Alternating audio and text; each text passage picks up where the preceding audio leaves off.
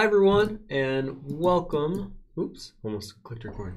And welcome to this weekly Wednesday live stream in which we will do draw-alongs and follow-along tutorials. And I'm joined by Josh, my partner in crime, and he will be helping me answer and ask the questions from the comments. So if you could put @vonart or @schwaplaysgames before your comment, that way it's easier for us to see it as we're going along this process. So these Wednesday streams are a little more structured than some of the other ones. And essentially, it's going to be 90 minutes of the study, followed by a critique. And then before the 90 minutes, we'll do like a 10-minute warm-up. So if you guys want to work alongside me today, now is your chance to grab your pencils, your paintbrushes, your styluses, whatever you're going to be working with today. And then we're going to go for it. So as we like to start off, if you could put where you're watching from, we'll do our shout-outs, and then we will get started. We'll do our cut for YouTube and then we'll get started. So yeah, I hope you guys are having a wonderful Wednesday. I have to make sure I just posted my Jacket Club, so I just got to make sure that it is on there correctly, because every like 2 days, I'm running a Kickstarter currently, and every 2 days roughly I am posting a new original on there. So I just had to post one just now. Okay, looks like it updated.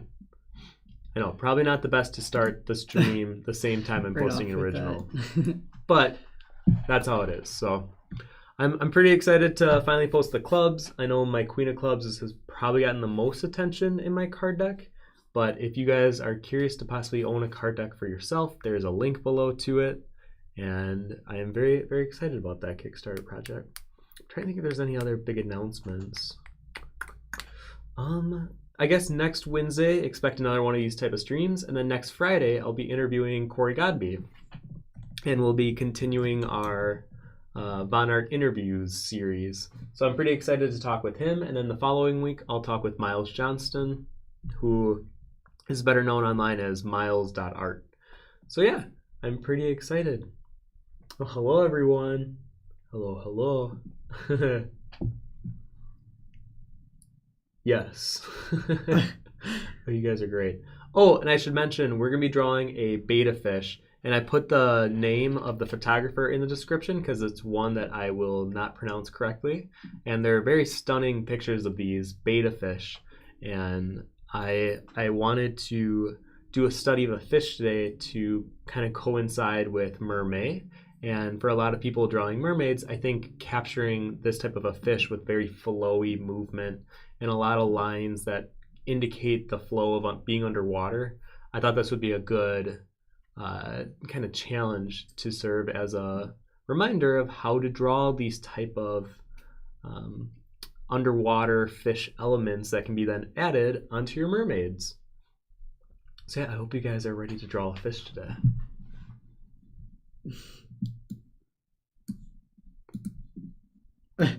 I love that Fem and Drea are doing the bingo. Oh, are they? Yeah. Or on the Discord I just saw from the last stream.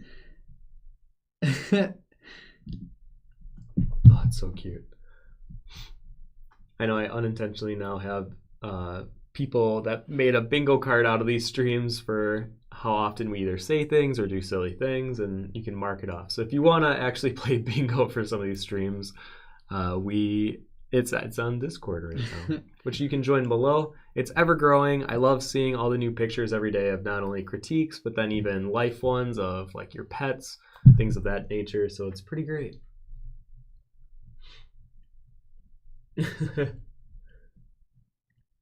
Oh, hello, everyone.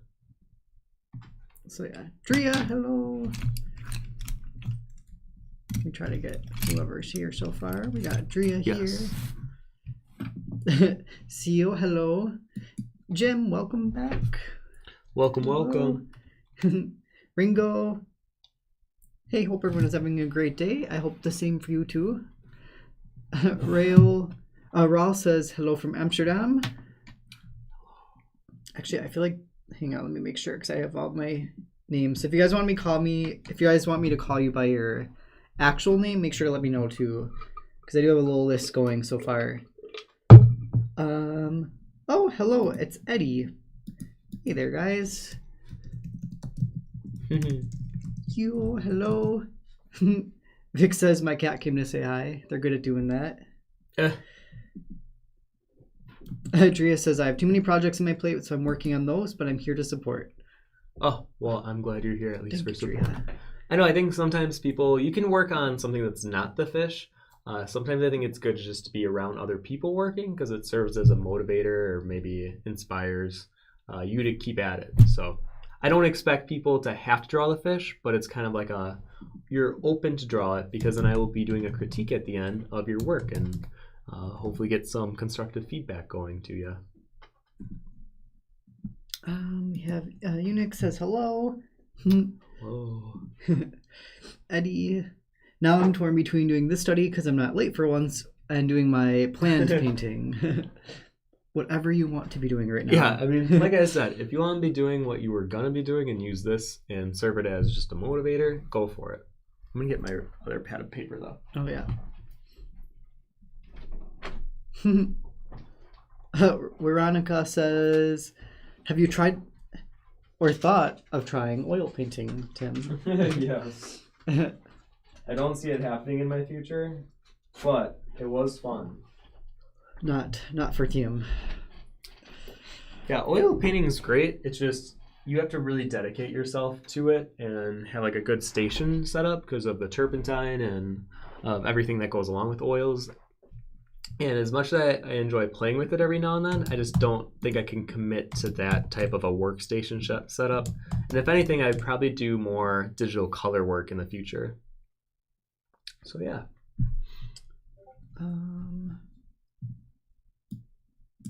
Jonathan, hello. Raul says, this is for sure going to be a challenge for me. I can't even remember the last fish I've drawn. Me name says cool shirt. I love the artist. Oh yeah, I could like that. My old roommates. This is Sketch Geek. One. It was Tyler. Let me make sure that we got the timer on here. Yeah, I'm gonna edit this little box for you guys.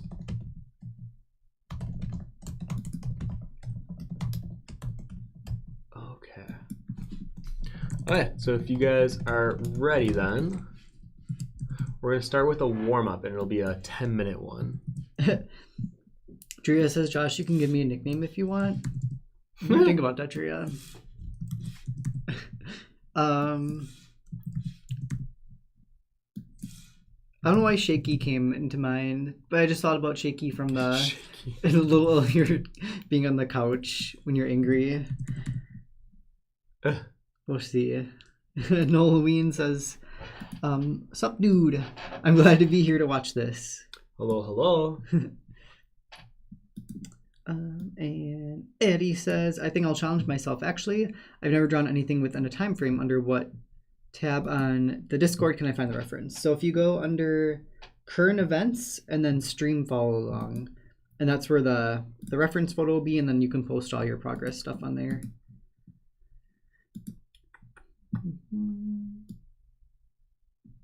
Zadrik's asking, are you going to show some tips on shading the fins? Absolutely. Perfect. Yeah, so it's not just a liner. We're going to be doing, or at least for mine, I'm going to be doing more of a, well, I don't know if I'll be doing full realism, but I definitely will be talking about areas of contrast and how to do overlapping shapes and how to get the flow of the fins. And if you want to take it in more of a stylized direction, you're totally open to do that.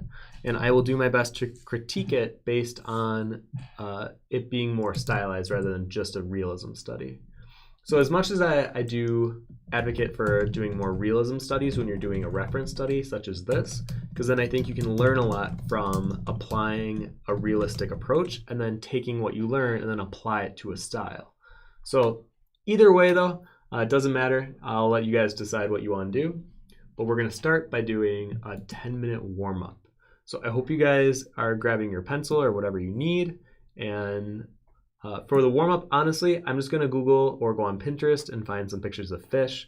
So just try to find good flowy pictures of fish, and we're probably going to start in about a minute. Do you want to do your YouTube cut? Oh yeah, so let me do the cut for YouTube really quick. So that way, if you guys want to do this later, or if you want to do a different follow along, we usually have them formatted and cut so that it gets right to the action. So to just ignore me for the next few seconds if you've been here since the beginning. Hi everyone, I'm Timothy Von Rieden, better known as Von Art Online, and this is my partner in crime, Josh.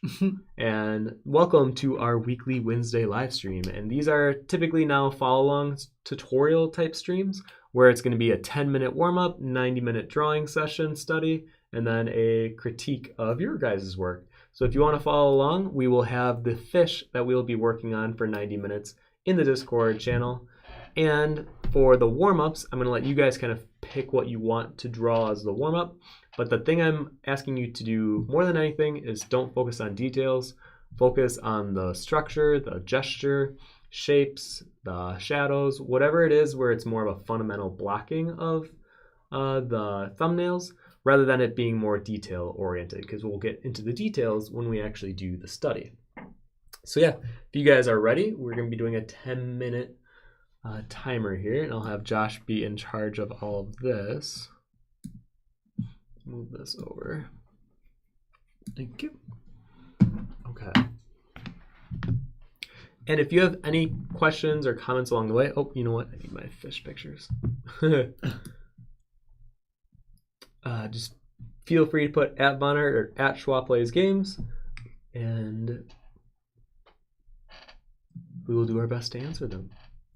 I guess I should also mention, if you want to become one of the YouTube backers, there is a join below so you can get access to the exclusive emojis and then be eligible for some of our giveaway streams from time to time. We had one yesterday, actually. And also the donation bar for I want to get a pet fish to have on the streams. I want to get a lionhead goldfish named Bubba.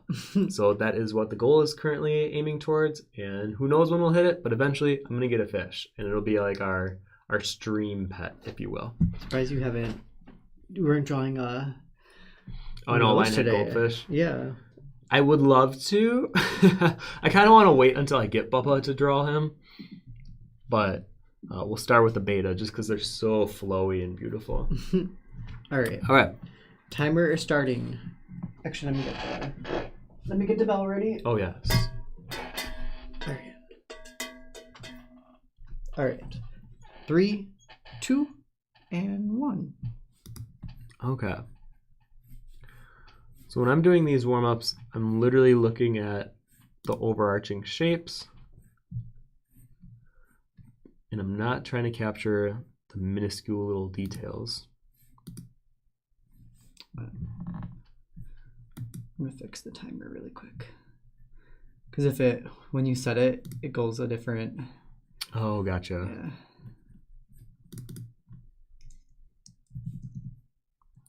So sometimes what you could do is, as you can see here, I blocked out the larger shapes. And then if you want to start cutting in, that's when you can start doing more of the detail work. But I don't want to be doing too much of that. So I'm just going to kind of edge things off just a touch and then move on to another fish. And this kind of goes back to what we talked about yesterday a bit with, we talked about building a visual library and how to do that. And it's a lot of just earnest analyzing through observation. So when I'm looking at these fish, I'm also looking at how far apart are the gills from the eye and how close the eye is to the mouth, and interesting traits that I may have overlooked if I wasn't critically analyzing what it is I am looking at.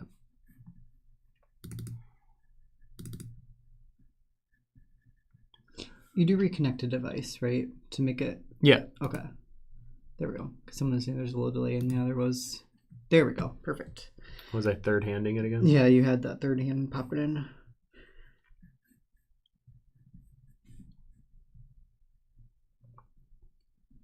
All right. So... Oh, hi, Caesar. Caesar says, may God bless everyone. Hello. And thanks for the tons of help and inspiration, Von Art. Oh, well, thank you for saying that. Mio says, do you stream every day? So Tim streams usually every Wednesday. For sure every Wednesday, and then I have one-offs that are from time to time. It kind of just depends on what our week looks like, because as of right now, because of the Kickstarter and Mermay, and we're trying to get a bunch of things on the back end settled, it won't be as frequent for the next week, but who knows in the future, because one week, I think it was like 2 weeks ago, I did stream every single day. And it just kind of depends. I know next week for sure I'll have one on Wednesday and on Friday. Friday being the interview of Corey Godby. And then that following week, it'll also be at least 2 with the stream on Wednesday and a stream on Friday interviewing Miles Johnston. So, like I said, it just kind of depends. And yeah. So just stay tuned, I guess. Look at another good picture find here. I want to find more of like, oh, there we go. I want to do more thumbnails of where the fish is kind of overlapping on itself when it turns.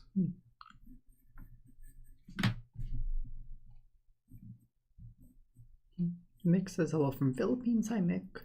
Hello, hello. Seal says, I kind of want to start reposting my art and doing my first Mermay ever. I think this lesson is going to be helpful, even if I love drawing fishies. Oh, absolutely. Dinkies. I definitely think you should do Mermay if you have an interest in fish already, because then I've always believed when you do art of subject matters that you're genuinely interested in, it just comes out better. Because then you're looking at more of the details. You're fine-tuning a lot of the overlooked areas that I think a lot of artists may skip over or not care as much.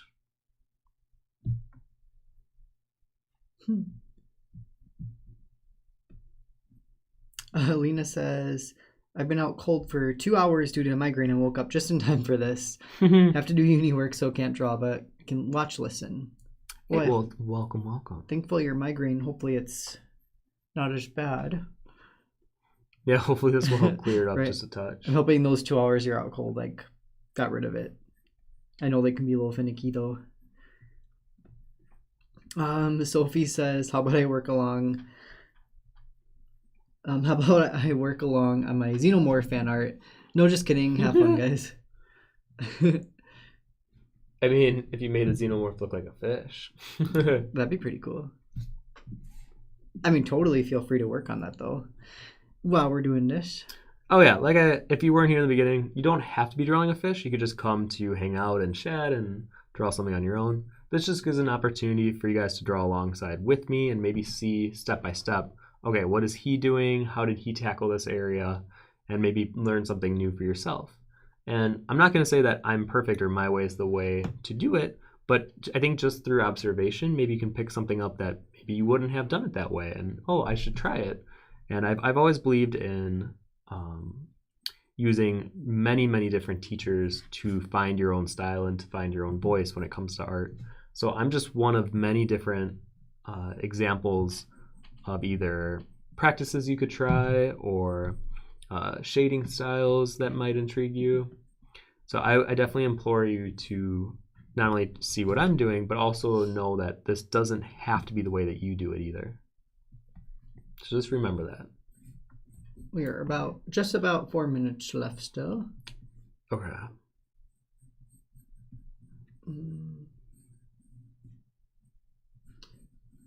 Also, Drea said, let's see. Oh, Drea got a slight buffer, but I think it's okay. It might have just been on her end.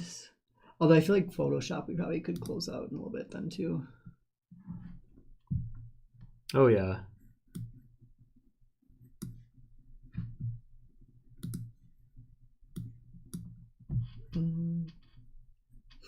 Do jellyfish count? Yeah, of course. I mean, especially in warm-up, I mean, I'm leaving it up to you guys. As long as you're getting some of those nice flowy shapes, because that's partially what we're going to be focusing on in the actual drawing. And I'm just finding really gorgeous pictures of fish. Oh, it's not in Google even. Mm-hmm. Good fishy pics. Right. Oh, is this the photographer that you're looking up? This one, I think, is... I was going to say that looks very similar. Yeah, so if any of you are wondering, we're working off of a reference photo for the 90-minute drawing from this acclaimed photographer of these betta fish, or I believe they're also called fighting fish. And he does these very gorgeous photos. He takes gorgeous photos of these fish in these like swirly positions, and they're like floating in a neutral background or in a black background. and it's very mesmerizing, especially if you see any of them slightly in motion. They're very gorgeous.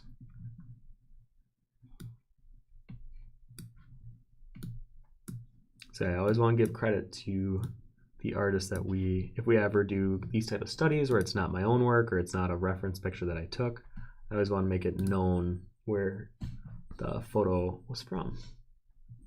I'm getting the timer back. I don't know why I did that. It's at 1 minute 50 seconds. You're good. It's the right one's too big, I think. Yeah. I don't know why I did that.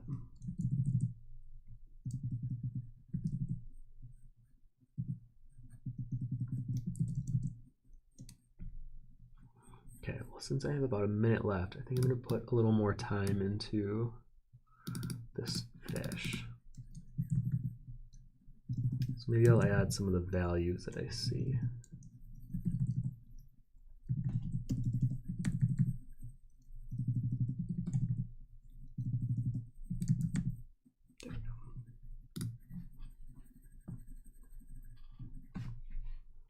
And we'll do a little bit of this kind of stuff with the main fish that we'll be working on. But I think a lot of it just comes down to capturing the fluidity of these fins and then the structure of the body. Because I think you have a very solid structure with the fish, especially near the head. And then it's just surrounded by all these flowy, loose lines, which I think is why these fish are considered so beautiful in a lot of ways. All right, what's our time? Okay. 30 seconds left. I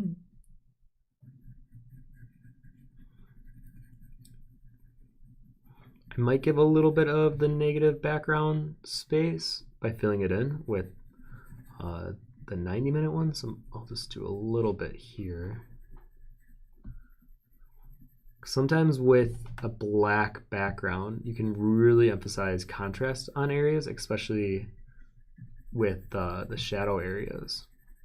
Even with this fish, I'm not going to go pure black with the shadows. Instead, I'm going to go this neutral gray. All right. Good to bell ring. Try to be gentle. I like the... Wait, hang on. I want to show your little warm-ups. So yeah, these are my warm-ups. I like this little guy. Yeah, I like that one too. That one's my favorite. So yeah, and you can even submit some of your warm-ups to the Discord if you want, and we'll take a look at those at the end as well. So we'll do like a minute in between getting ready for the 90-minute study. I'll get my fish image center frame here. Okay. Make sure I'm on screen. Oh yeah, let me get the timer ready. Hope you guys are ready for this. This one should be pretty fun. Doing an hour and a half again? Yep.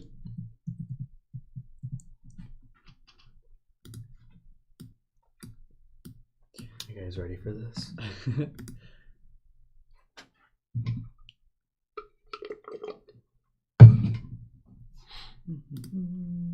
Look at this a little bit more. And then I think next week, actually the following few Wednesdays in May, I think I might also do just aquatic focused studies just because it is Mermay, and I think a lot of people are working on different mermaid pieces, and I think incorporating some of these elements would be nice. So the next week I could do like a set of pearls, or I could do a conch, you know, things that either have a lot of texture or can be represented in so many different ways. I mean, I'm even imagining like a string of pearls would be really fun to do a tutorial on, or like a pile of them, or a conch surrounded by a fewer smaller shells with them maybe pushed into the sand a bit. I'll kind of figure it out. I'll probably have it out on Monday what I'm going to be doing for next Wednesday. But if that interests you or you want to continue doing aquatic studies, stay tuned for that one. Okay, we are ready to go. So we got 90 minutes on the clock. And we're going to be drawing this betta fish. I have the image. You can see it in a small version below. That's the one we'll be working on. And yeah, are you guys ready? All right. Okay. Timer starting in 5, 4, 3, 2, and 1. Okay, so starting off, I'm going to actually work with a 2H pencil. And the first thing I want to do is really try to capture that shape and that movement. Because I have a bad habit of kind of just jumping into the details too quickly, and it's totally okay to focus on the gesture first and create a bunch of lines on your paper that may not represent the final outline of whatever it is, and in this case the fish, but it just gives you a good placement of shapes. And I think doing this also helps with movement too. And I know a lot of my stuff often looks pretty staticky, and it's very like static posed, I mean, and rigid, stiff. So I want to break from that, and doing these more gestural type motions can help out. And they say to draw more with your elbow rather than draw with your wrist at the beginning stage. Now, I don't always follow that, and actually I rarely follow that, but it's something that I do see help, especially a lot of artists that tend to draw a bit more rigid and a bit more stiff.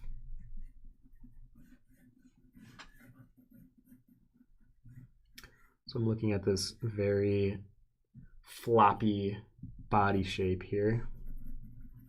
Get that nice curve.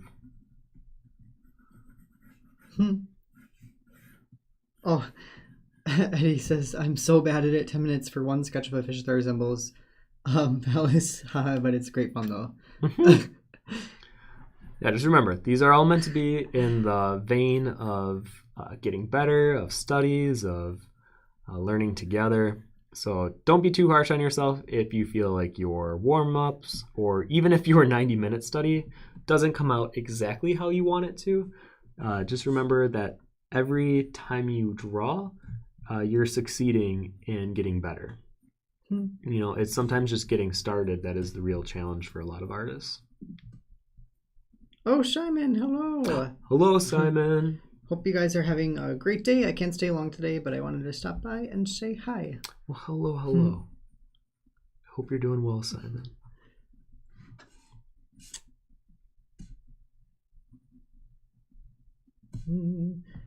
Seal says betta fishes are stunning. Sadly, it's hard to have them with other species or friends because they fight. In a pet shop nearby, they are so sad and dying alone in tiny, tiny tanks. I know. They have the smallest containers wherever they're sold. Or at least whenever I see them being sold.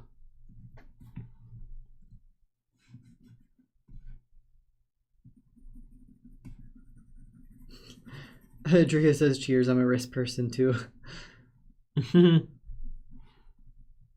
Usually something that we shouldn't be proud of, but I totally am a wrist artist that spends way too much time on details as well. Or at least early on. I think early on, I do admit I should be using my arm more than my wrist.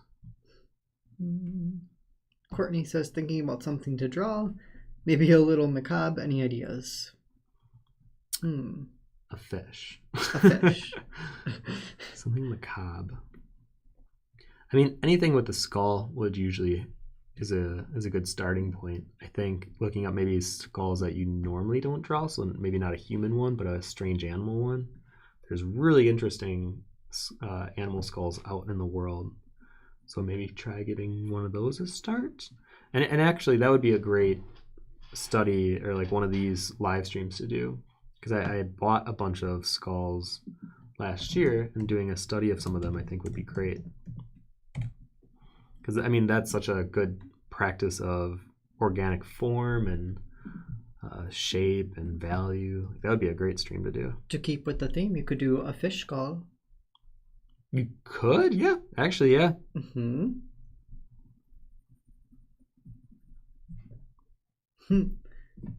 Oh, hi, Sarah Barra. How's everyone doing? Doing really good. Doing really good.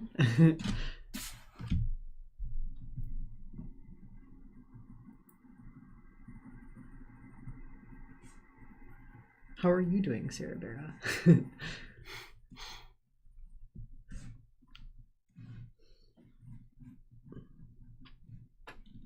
Oh, Sarah Barra says, can't draw along this time, but I hope to learn something. Have fun with the fish. Oh, well, thank you.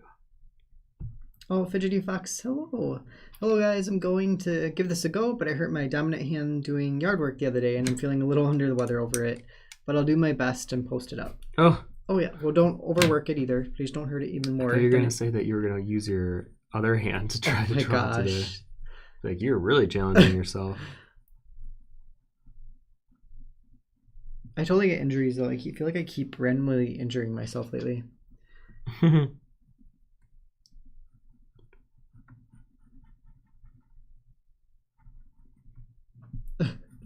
Courtney says, "Where on earth do you buy skulls from? And I will do a fish skull and tag you." Oh. Usually they're called, oh my gosh, curiosities or curiosity shows. And I know that I actually got a bunch at Wisconsin Comic-Con last year. Oh yeah. So sometimes they're just at these random shows that we go to. I forgot that couple was Eric Hansel with that. And then when I went to Colorado, Denver Comic-Con last year, they had a whole booth dedicated to random either insects or skulls. And that's where I got a lot of my butterflies. You do have to ask to make sure that they receive the animals humanely. I know I've done that in the past where I assumed that they were, and then I bought it, and then I found out later that they actually weren't. So my reminder to you guys now, if you want to buy skulls, just always ask. I feel like they're required to tell you. And if they're lying to you, I mean, that's on their conscience. But I have bought some from people that say they find it, or they will, like for some of the butterfly owners, they'll just have 1,000 butterflies in this, giant greenhouse that they own. And then it's only when they die naturally, and they'll find them either on the ground or on a leaf kind of put, tipped over, then they'll collect them and they'll preserve them and do everything in that way. Because there are ethical ways to, get these kind of good references to have on hand, especially for a visual artist who wants to have that subject matter right there and be able to turn it around and look at all the little nooks and crannies that sometimes you can't get on a Google image search.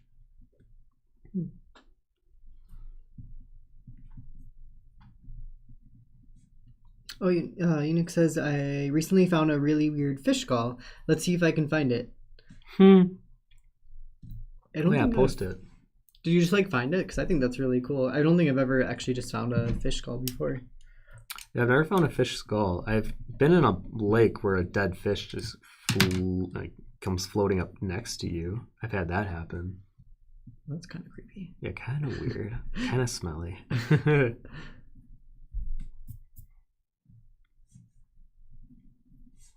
So I'm not even going to focus on any of the secondary details, or I guess at this point, like the tertiary, or what's the third one? Whatever the third details are, like the scales and a lot of the little marks that are on them, because I want to focus more on the outer shape, and then I'll work my way inward eventually.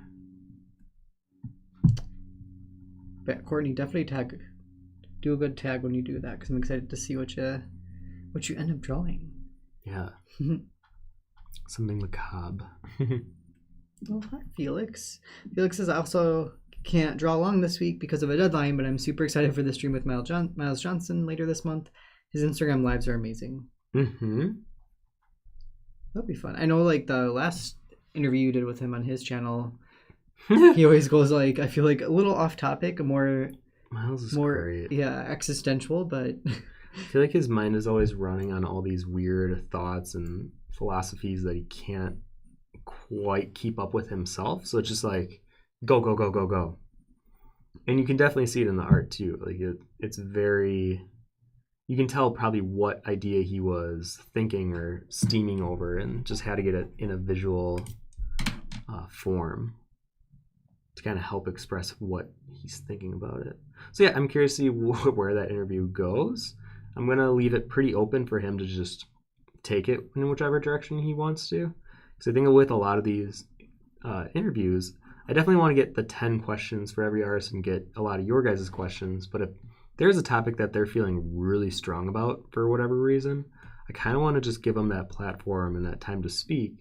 I mean, of course, if it's not slander or something wildly inappropriate. But I don't really see any of the artists that I'm bringing on doing that. But I really like when you can feel someone's passion, and when they're just talking about it, I think it's just good to just let them go and maybe learn something from it that maybe I haven't thought about. I think even when we had Pete on last week, he was very passionate about different business topics, and I just kind of, all right, it's your floor. Here you go. Say what you want to say. Pete's so funny. I like Pete a lot. Yeah, Pete's great.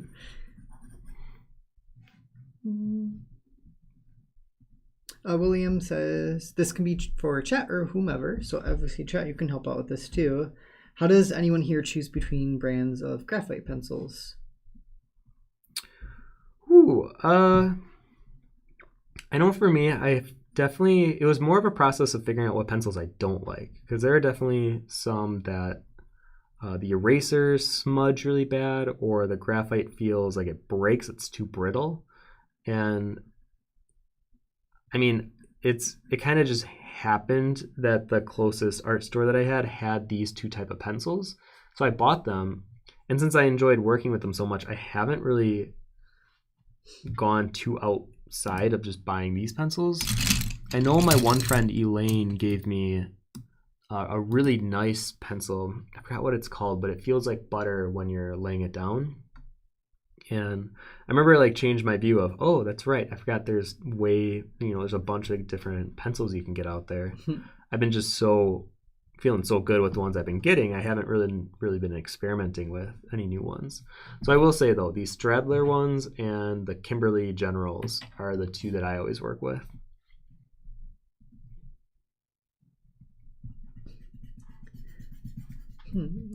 Sarah Bear says, I'm fine. My eyes hurt a bit from seeing screens for too long, but having a lot of motivation for drawing. Not enough time for it in the day, though. Not enough time for in the day for it, though. Yes, I know what you mean. I want to get back on normal schedule, too, because I feel like we have been staying up later than we're used to. And I think it's finally catching up with me, because it's built in. I just don't like doing work when it's dark out. Or I prefer to be more sitting down, done with my day when it's dark out. So when you wake up late, it's like having to really force yourself to keep going by 6 o'clock, even though you've only been up for 6 hours at that point. Oh, for sure. Yeah.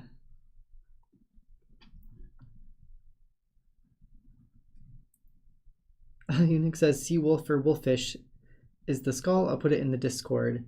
Oh, and you found it on Google, not in real life. Fair enough. Oh. That makes more sense. I mean, there's still some good finds online, though, too. I always like when you find stuff online, too, you feel like no one else has found that online yet, either. It's always exciting.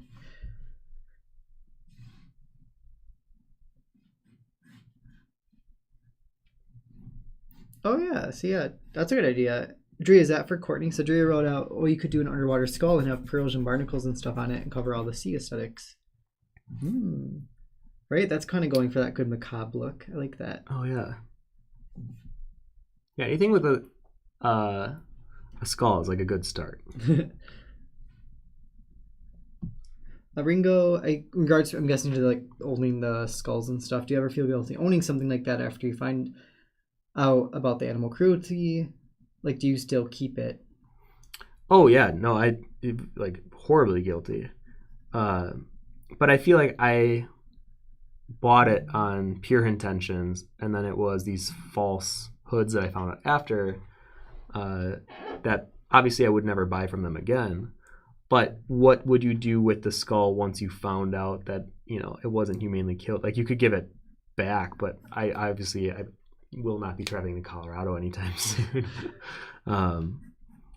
So I don't know. I think it's one of those you have to see it as a learning experience, and that was an opportunity for me to do more research on it.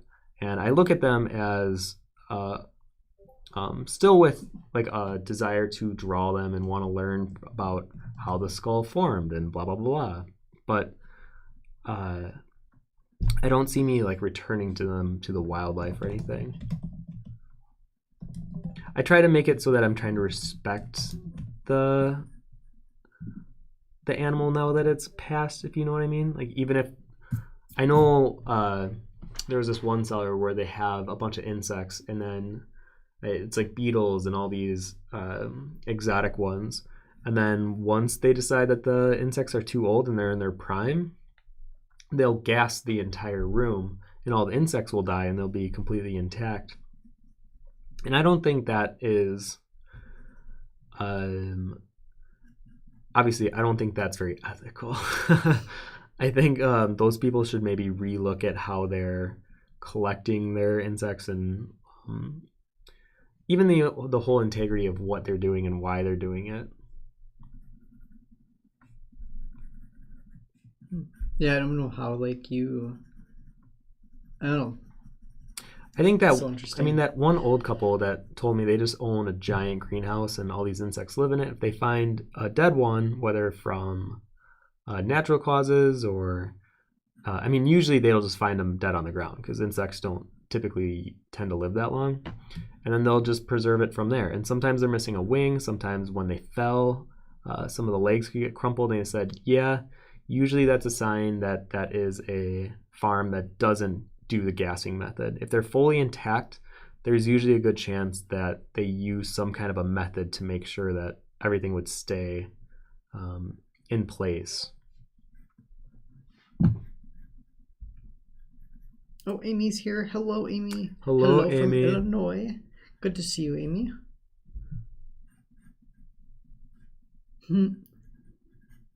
Fidgety Fox says, I had my pupper down at the river a few years back, and half a catfish just floated down the river to us at a low bridge. It would have been weird, but I collect skulls, so it was a treat. I know, I haven't really been able to find too many just natural things. I mean, I find a lot of bugs around the house that I'll keep, like bees or things of that nature. And you like the little stink bugs. I do like the little, I love stink bugs. Tim always has like a stink bug nearby, I feel like. Especially in the summer when I'm drawing. Just they'll come up on my drawing, they'll just kind of sit there. Like they'll sit there for hours and just I'll be drawing and they'll hear my hand, they'll hear the sketching, but it doesn't bother them.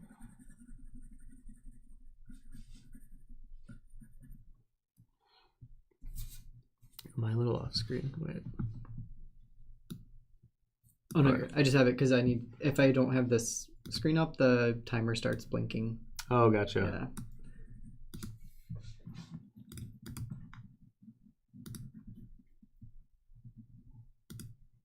Yeah. Like, refresh your camera every 10 minutes or so that it's not off again. Oh, thank you. Don't need any third arms. Yeah. Uh-oh. Oh, we hear Astrid the cat. Oh. She's wondering where we are. Astrid? You can let her in. Oh, no. Whenever she's looking for us, she'll just kind of meow around the first floor until we respond to her. Astrid? Hi. You want to come in and say hi to everybody? Come here. Oh. She ran. Did she die? Yeah. Sometimes she's like to know where we are. Not that she wants to be held or... Oh. No, she's messing. Astrid? She's a faker though too. She'll pretend like she wants to be around people and you want to come say that hang out. Stream really quick? Oh. Tim's drawing a fish. That's your favorite thing, isn't it, Astrid? Oh. Right? Oh, look, a little treat. There's a little Astrid. Baby girl. Do you like to fish? She's like, I do not like can't to go fish. up in a desk. Can't go in the desk, Astrid. That's not how it works. Oh, She's like, why? Astrid. All right. I mean, she can step on the desk. I'm curious to see if she'll actually step on the drawing. Like, what will she do? She's usually, I feel like... Oh yeah, just a walk around. There it goes. Bye, Astrid. Bye, Thanks for Astrid joining doll. the stream.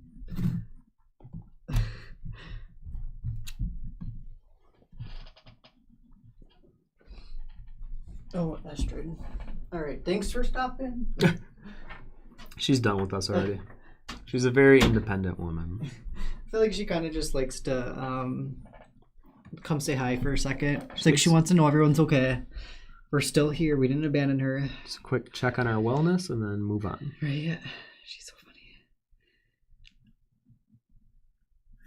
funny. Veggie Fox, so that's super cool that you found the half catfish, though. Because, yeah, I don't think I've ever Maybe our cabin? No, I've never just found something like that before either. I think that's super cool.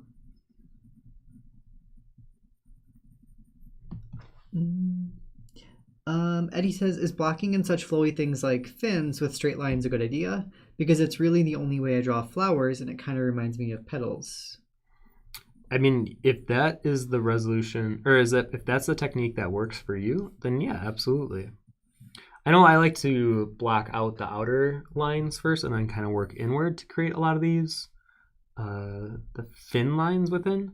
But I try to be more fluid with when I do them, because sometimes I do this where I get really tight and then the whole flow feels very tight. So sometimes I have to remind myself to do some of these more fluid gestural lines within. And especially if you're working with a lighter pencil, it won't matter too much the where you put the lines, because you could either erase it when you're finished, or you could cover it up with a darker pencil. So there's a very low commitment level with a lighter pencil.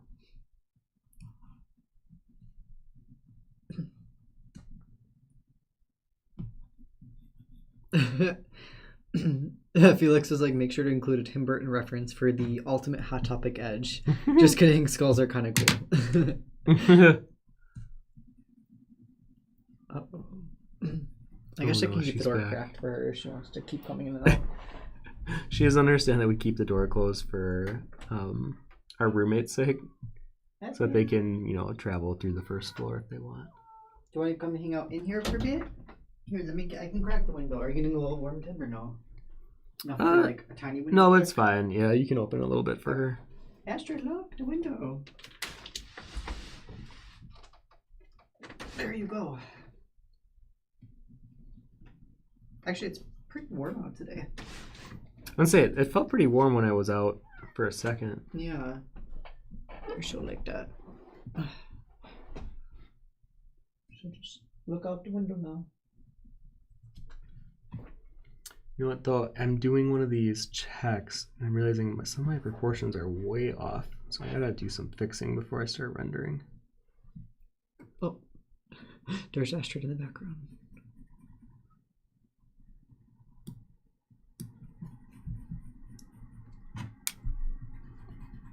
So as you can see, even when I'm doing studies, sometimes my proportions are way off, and I just gotta edit them.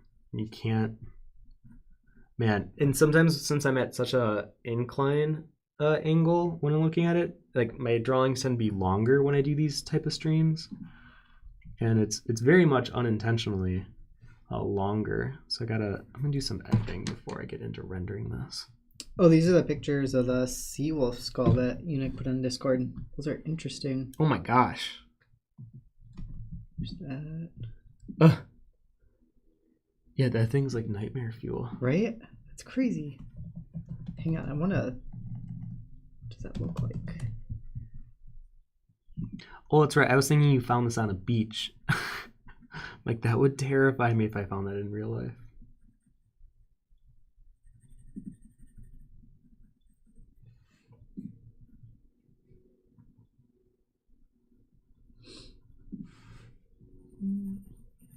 I do want to go to an oddities flea market sometime. That's like the really big one.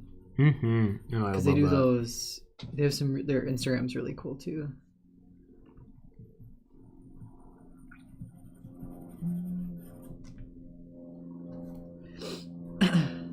Sarah Bear says, my English breaks when I'm tired. I don't even speak proper Spanish when I'm tired either, so it's not your fault if you couldn't get what I was saying at first. Oh, you are all good. Drea says, had beehive that had been attacked, had a beehive that had been attacked by wasp and bee. I am so sorry, Drea. That first sentence, had a beehive that had been attacked by wasps and re-inhabited it. We were thinking they were bees and paid someone to relocate it, and they explained to us what happened, and now I have a bare beehive. Oh no. Oh, I love bees. I'm kind of hoping to buy you can, this sounds crazy and I should look into making sure that this is actually a good thing, but you can buy queen bees online and it comes with like a giant nest that they laid eggs in. So then you can populate an entire bee colony around your flowers or your fruits, or if you're doing a garden. And in return, you can provide them obviously with food and shelter. So hopefully it's more symbiotic, but actually, yeah, I really like bees. And I mean, bumbles are the cutest thing ever. They're just these like puffs of yellow and black going from flower to flower. I mean, I don't like wasps. I mean, I don't mind wasps. I don't know why though. I mean, they're just more aggressive looking bees. I feel like after being stung in the foot by one, I'm just like, no. And they don't even pollinate. No, they do. Wasps do not pollinate, do they? Yeah. I didn't know that wasps pollinate. I'm pretty sure it's not nearly as much as a bee, but yeah, very important pollinators. Wow. They are less efficient though. Wasps look like bees but are generally not covered with fuzzy hairs. As a result, they are less efficient in pollinating flowers. That's what I thought. Yeah. Because pollen is less likely to stick their bodies and be moved from flower to flower. Remember, it's the bumbles that do most of the heavy lifting. Oh, wasps. We have a lot of little empty wasp nests we have to take care of this year though. I know. Wow, Courtney says I found a baby shark on the beach when I was small. What? It was dead and I thought it was cool, so I put it in a bucket and waddled home. But she said my parents were shocked and had to take it back. Oh. It's like that to me, it's fine, because it's like, well, it's not like it was going anywhere. But I'm sure they get stinky though, too. Like if you don't know. I don't know what you do to make it less stinky right away. I have no idea how you essentially stuff a fish, nor would I want to be a part of that process. Astrid's just chilling out. I mean, one of the worst experiences I can remember with a fish specifically, well, I have two actually. The first one was from when I was a little kid. I think I was 5. It's the only time I've really gone fishing in my life, and it was at a local pond near this park that I lived growing up, and I caught a sunfish. It's like this little guy, and once I kind of realized, like I put 2 and 2 together, that because my dad, we had to unhook the hook out of the fish mouth, and my dad explaining to me how to do it, and then me pulling the hook out and then seeing it like flap around and then bleed, and like the blood was going up because I was holding it upside down, so the blood was going down, but essentially in this case up the face, and it was like getting into the eyelid area. That really scarred me, and ever since then I've never been big on fishing. So as soon as I took the hook out, I was crying, and my dad didn't know what to do with me, because I mean my older brother was fine with this kind of stuff, so I think I was the odd child, and he let me put it back in the water, and I remember it being like this very dramatic moment. And then the second one was when I went to a cabin with a bunch of my guy friends from high school. We all went fishing, and like I don't mind if someone wants to fish around me. It doesn't really like I won't say anything, because that's something that they enjoy. Maybe they represent it or associate with their parents or their grandparents, whatever. But I should not have been around for when they decided to degut and descale the fish when they're alive, because that was horrifying, watching this fish literally being descaled as it's flopping like hell. And then eventually, because they could tell that I was kind of disturbed by this whole scenario, they cut the head off. But what I didn't realize is they're similar to chickens, and I don't know if it's with other animals too, but they'll keep moving. The muscle spasms will still happen for like a half hour after the head's cut off. So every now and then they'd be like cutting into it, and then like the tail would flop. Ugh. I'm like, I just should not be around this. I think I'm just not the right type of person to be looking or be involved with this kind of stuff. So yeah, I will never go fishing again. That's what I kind of learned from that. Thankfully, like my family did a lot of fishing growing up, but we never kept the fish. We'd always just throw it back in the water right away, which I know they say is bad still too. So I'm like, I don't know. That's why I don't fish anymore. But it's one of those things where I'm not gonna like harp people for doing it. I just know for myself, I'm gonna stay away from it because I think I get too visually, it like really impacts me. It hits me like a truck in a lot of ways. Not for Tim. Not for Tim. Drea did say though that wasps do kill bees. Yellow jackets will kill bees, bumbles. Oh, do they really? Yeah, that's why people want them out of their yards, because they will kill bumbles. They get mean. And then I think I jumped a little bit. I'm gonna get back to comments, but because I was looking at bees on that topic, Zad just said, I don't know why. Oh yeah, Zad, it's showing his real name. But if you don't already see it, type in bee butt in Google. It's the cutest thing. Oh my gosh. So I Googled bee butts. And they're so cute. I mean, that is pretty cute. They're actually. just like they're sticking out of flowers. Right, they're in that flower right now. I like the ones where you can see like the little pollen parts on them too. That's cute. It's like sticking to the fur. All right, we are at an hour left, everyone. Yeah, so at this point I switched to I'm using my HB. I'm starting to do some edging. I think because I was having so much problem with the proportions and I was spending way too much time on it, I got to play a little bit of catch up here. So I'm going to try to work a touch faster doing the edging.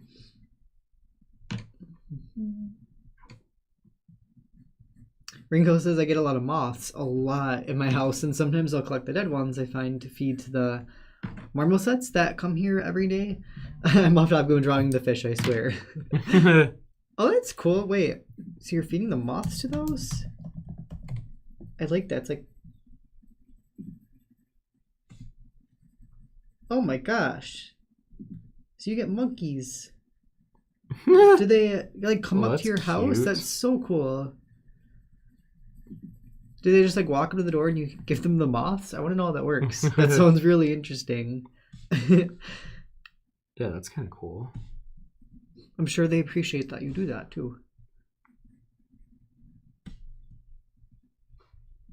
Vic says my dogs are professional dead fish finders and then they roll in them. That stench haunts me in my nightmares. Oh gosh, it's getting all over them. Dogs are so weird. I love them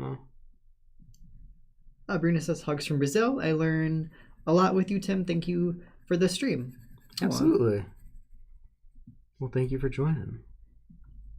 Tria says, so if you normally don't draw at an incline, what drawing position do you have off stream? I'm a very reclined draw on my lap person myself. I do like holding in my lap. I usually have some kind of a board and I'll put my legs up and have it sitting on my legs, and then I'll usually sit back on a couch or in a chair. So that's why streaming is so weird for me on this flat surface where I'm like hunched over, but I can't even be truly hunched over because my phone is in the way. So I'm like doing it at this weird angle. I'm like doing a hunchback back position, which I never do. So people that come to the streams may assume that that's how I always draw, but it really is not.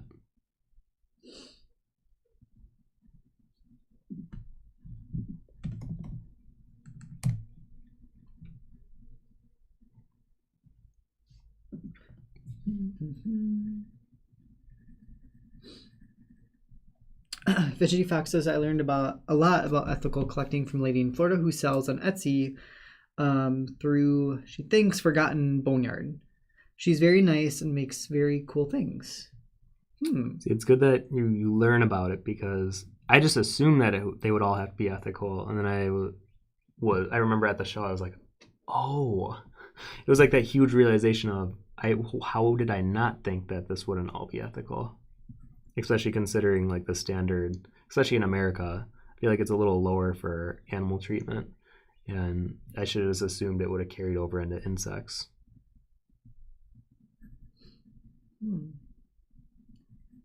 Oh, Eunuch, for those cool photos of the sea wolf. It was found in a German Wikipedia article on pharyngeal jaws. It's the second jaw in the throat that morays have, and that was used for the xenomorph as well. Oh, interesting. Oh. A second jaw, can you imagine? No. Drea, I recommend it because, yeah, apparently wasps kill bees, and I was Googling that. That's interesting. Because we don't want our bumbles to get attacked in the yard, though, either. Well, yeah, but birds also eat bees, so it's one of those weird, like, where do you do the cutoff and, like, intervene with nature? I guess. I mean, I don't think we should have yellow jacket nests on the house, though. Yeah, you definitely don't like that. Yeah. They can find a tree somewhere.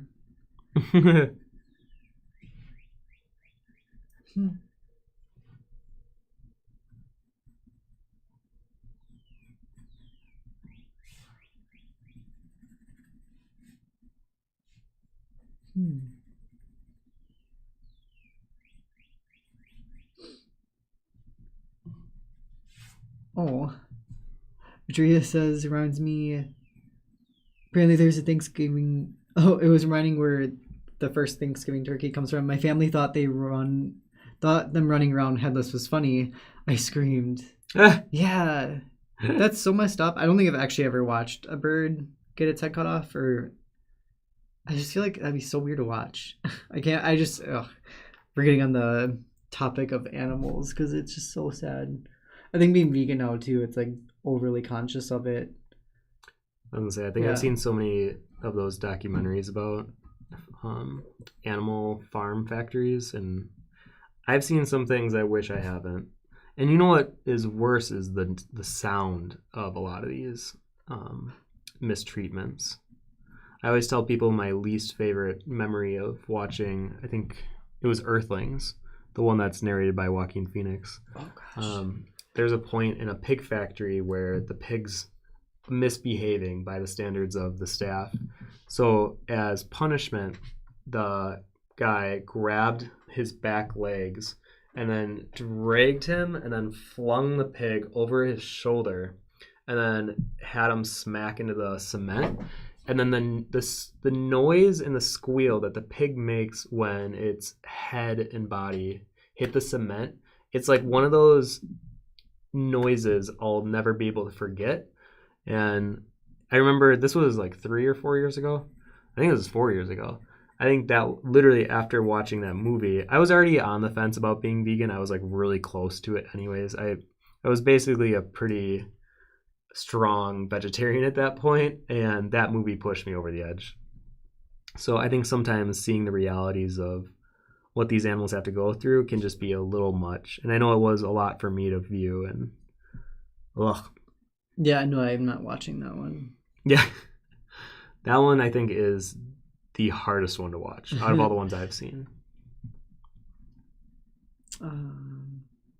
Zio says, I grew surrounded by fish. My dad has koi. I know I have a bit yellow. Oh, how do you say those? I know how to, hang on. Axolotls, right? Oh, yeah. Oh, those are cute. Called a spore. Named by my little sister who had troubles finding her for my birthday. Aww. I think those are so cute because they always look like they're smiling. Yeah, those things are cute. They're always just happy looking. Oh. Eddie says, I didn't know that drawing within the time frame is so stressful. Now we're in and I'm still messing with proportions. Yeah, so I mean, I guess I should make a note that if you are still in the gesture phase, I would definitely start switching over. I think it's good. I mean, honestly, now we're almost 40 minutes into it. I think if you're realizing you're still in the proportion phase or the gesturing, that is probably a good indication that you may spend too much time looking at details and not focusing so much on the gesture of it. And even with myself, I think I spent too long because my proportions were so off, because I mean, even as I'm looking at this, the head should be just a hair over even. It's like every part of me wants to just fix this. But because it is a study and I'm going to use this as a learning opportunity, I have to kind of keep moving. And if time permits, I could go back. Actually, I'm going to fix it right now or else it's going to bother me. Because with time studies, like what you said, you want to be efficient with your time. And this is a good challenge to push yourself to be more efficient. Just imagine you're in a classroom. I feel like when I was in the life drawing class with my peers at the time, having a half hour or an hour and then knowing that we'd have to take our work and then compare, like tape them on the wall, and then there would be like a big compare and contrast. You didn't want to be that person that half finished. So, I mean, that's where I started learning the done is better than perfect mentality. And I remember for the first like 2 weeks, I definitely was one of the artists that only drew like a portion of the drawing, and I definitely got called out for it. So don't be like me in my early 20s. Focus more on getting something rather than having it be, perfect, quote unquote. Oh, Hannah's here. Hi, Hannah. Oh, hey, Hannah. Hannah is my best friend who lives in Seattle now, so pretty much opposite side of the country, but we still get to talk and play Animal Crossing. Hannah says hello from Seattle. Did Tim go to art school for art or take classes or just supernaturally gifted from an early age? So I did go to the Art Institute in Illinois, but it was for game art and design. So my background's actually more in 3D modeling and programming. But I mean, they did have some art classes. So like they did have a life drawing class. They did have a Photoshop basic class. But a lot of what I learned, and I always tell people, it was the peers that I went to school with, YouTube, and at the time DeviantArt. Like that was where we got a lot of our tutorials from, because back in 2008, Cintiqs weren't really a well-known or owned product. So a lot of us were working on those tablets. And even then, the tutorials for them were so slim and none that we were having to teach ourselves. So in a weird way, it was a blessing because then it forced us to experiment and fail often. But in that process, we learned so much of how to use the tablets that it's really hard for me to teach someone today that grew up with an iPad that they drew on, or, they have so much more access to technology than my graduating class did. That I can't wait to see what happens in like 10 years, because all those those kids that grew up with iPads and were drawing on Procreate when they were 11, I mean, they're gonna be doing great things digitally if they keep following that pursuit. And honestly, I think one of the next big things is like VR painting. I've seen some people get really into it on Instagram. I just think it's so new and it's so unknown that it's kind of an untapped market, if you will. So I'm curious to see that kind of evolve. And I've already started to see more of these 3D galleries that are VR. So like people will have these giant art museums of their own work curated by themselves, obviously. What? And you can go travel or in VR, like go see them, which is crazy. Wait, what are people doing that on? They're just making their own. I know what's his name? Ilya Kushnov has one, and I don't know what platform, but I know it's VR, and you can literally just go tour their gallery of work. That's so interesting. Right? Like I would love to do something like that, but wait, I don't even have VR. How do you paint? What were you saying? Painting in VR? What do you do? Like, yeah, so there's a app. Oh, I'm sure you guys will be able to know what it is. I'd have to look it up. Wait, what? Yeah, but you paint in like a 3D space. So I did it. My boss had VR, and I was able to go in it. It's very weird. It's disorienting. Or at least it was for me. And you're painting in like a digital space. So it's weird. But you see a lot of people do like recreation work. And so you'll be able to like go in Starry Night by Vincent van Gogh and actually like explore the painting in full VR 3D. Interesting. I know, it's so busy. That's why I think it's such an untapped market. So I mean, if you're a younger person listening to this live stream, I honestly think there's gonna be a lot of money in that someday. So if you want to take that route, I just feel like it might be very profitable someday. I mean, it'll be nice once we have VR, because then I can know more about it. Because I feel like it seems so weird to me, but I think it's just because I've not really ever done much with VR. Yeah, So I still am very convinced that is the future of video games. I think it's so hard to promote because you can't. It's an experience. Like, there are certain things that you have to experience. You can't just tell someone, oh yeah, it was great. Like, you have to experience it to really understand. I think VR is one of those things. I have to keep trying it out, I guess. I think I've only done it the 2 times that Kat has brought it over, Oh, so yeah. I've not really been able to. Well, it's like Kat likes it for Beat Sabers and like these kind of games that are, I mean, they're fun for sure, but they're not completely new ideas. And then when I first met Pete and I did it at his house, he took me into what were called experiences, and it's like a music video that plays around you. But the music video he had me do, it was like this beautiful, tranquil, kind of DJ type song, and then at some point it goes apocalyptic and everything breaks and you're around these burning buildings and these 200-foot black creatures that are crawling through the city, and you're just kind of in the middle of all of it.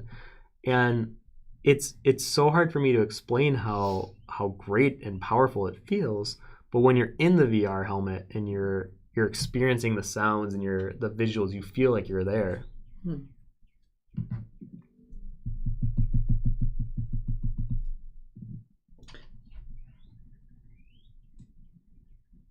I got caught up because someone Tilt Brush by Yes, Tilt that's yeah. it. Interesting, and you can do stuff with little poly things. Oh, You that's can model cute. with it. Yeah. Like the future of like arts, or like the new direction it can go in. I don't think it's like for sure the absolute direction. I think you're always going to have traditional and digital painters, but I just feel like it's an untapped digital way of creating art that I'm very excited to see what happens, but no one knows about it. I think a lot of it is because it's expensive, and for artists to get their hands on it, you have to put down a lot of money. And I feel like artists don't just have a bunch of money just sitting around ready to go, typically.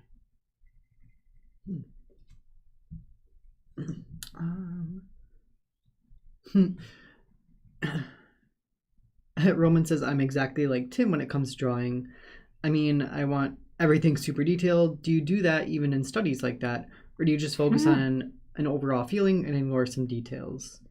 I mean, admittedly, like doing this type of a study with you guys is just as much for me as it is for you guys, because sometimes these type of studies, especially because they're timed, they force me to look at where am I spending my time? Am I spending it wisely? And admittedly, already, even with this fish, I can tell I have not been spending my time wisely because I'm focusing too much on smaller details. And there's so much fin real estate that I need to be finishing and working on, but I'm still working on the head area because I don't like how the head looks. And it's tough. And I think I drew it a little too big. I feel like as you do more art, you kind of know the size at which you draw and how effective and efficient you can be with whatever subject matter. And I should have known that with this type of flowy big detail, I should have drawn it just a hair smaller, because then it forces me to not focus on the minor details as much.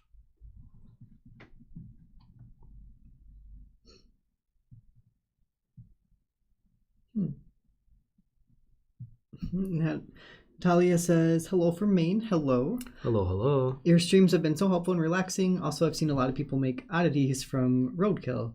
I mean, yeah, that's a thing. Where people, they'll have like a hotline. Or, no, sorry. They have connections with the people that have to pick up roadkill. And then the roadkill person will call them and be like, hey, we found a skunk or a raccoon or whatever. Do you want it? And then they bring them to the preservers. So yeah, that is a thing. And like those are the people you should probably buy from, but always double check. Oh, this is weird. This is like something someone See, made. that's what I mean. To me, that's the future of art. That's so weird. Or like a future, not the definitive future. I don't think it's, Oh yeah, Hannah, I grew up on a humane farm, and the things I was literally forced to witness, and she did humane in quotes, a humane farm, and the things I was literally forced to witness as I cried and begged not to be forced to watch were some of the most scarring and horrifying things I've ever seen. So much happier and healthier as a vegan now. I mean, I believe it 100%. Yeah, I kind of forget, Hannah, that you had to like witness some of that stuff firsthand. I don't know, I feel like that stuff really affects me too, so sits in, because a couple of clips I've seen from movies, upset me. So I'm kind of at the point now where it's like, well, I'm against animal cruelty. I don't personally want to like have to watch it or see it anymore.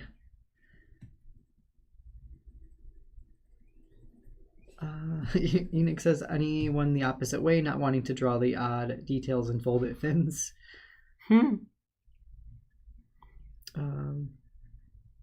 Carrie says to me, so is the new Animal Crossing worth it? Yes. I would say though, I'm definitely not as like obsessed with it as I was when I first started playing, which is I think natural. So it's good. I still check in every day though, and I like it. I think Animal Crossing is a good. You're still an everydayer. Yeah. You can create things on it. You can, I don't know. It's like real life on a game because you can like basically log in and be like, what should I do today? Jim says I went to Illinois Institute of Art, Schaumburg. Game art as well. That's exactly where I went, and for that exact field. I know the school had to close down, but I made really good memories there. The quality of education was questionable, but I made a lot of good memories.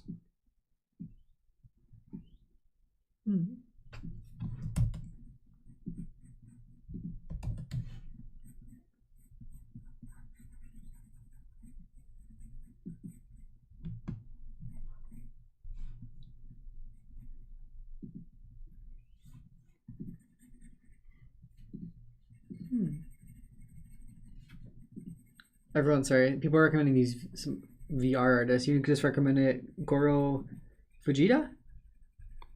Oh, I know Goro Fujita. Yeah, and does all VR stuff. Oh, see, he's tapping into it. Yeah. And does like animations even too.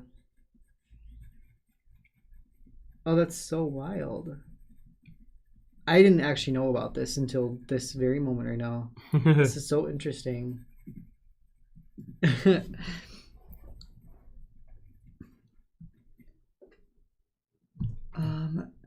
Eddie says, I really want to blame the fact that I'm behind and failing on the pencil.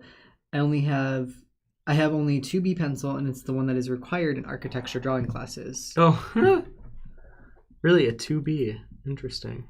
I mean, I guess it's so that no mark ever goes unnoticed. Like, you'll know for sure where you place that 2B. Oh yeah, architecture is a lot of just confident lines. Precise measurements too.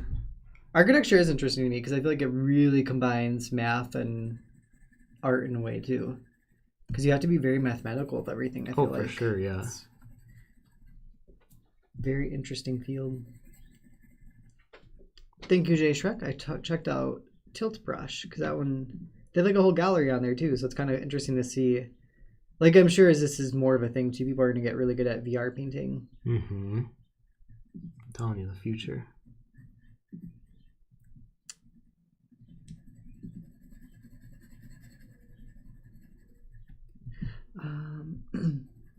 Felix says I made a game for VR, but after a while, sorry, I hit your chair. But after a while, there's headaches for me as well. Games need to be made for VR in order to work, like Half-Life. Yeah.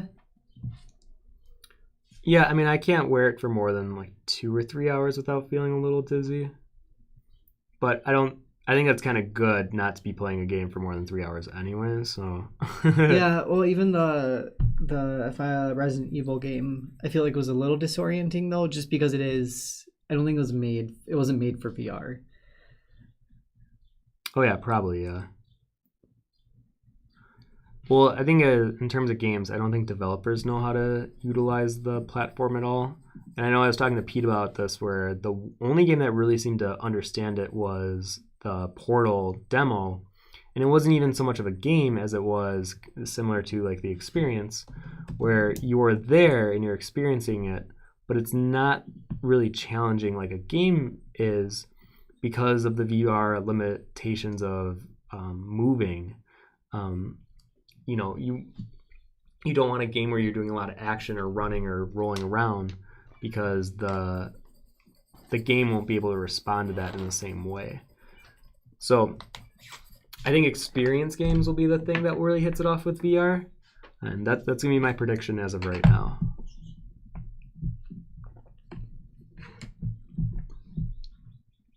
a little refresh on your camera. Oh, thank you. All right.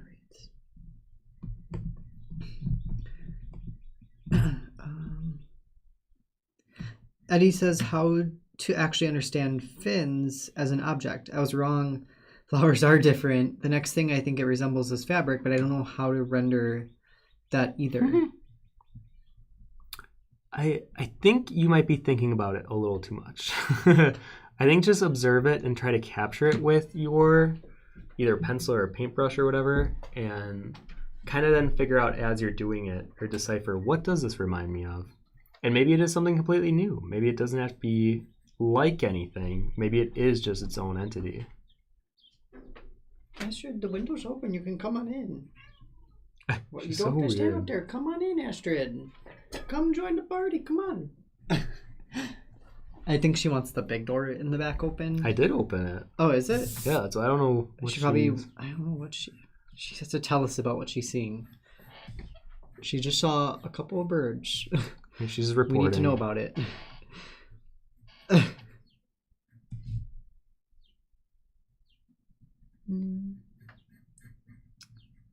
Drea says I haven't been on in 3 days. I can't get out of a 2-star rating. She's talking about Animal Crossing, by the way. I haven't been on in 3 days. I can't get out of a 2-star rating, and I have flowers everywhere, and they keep wanting more flowers. I think my game is broken.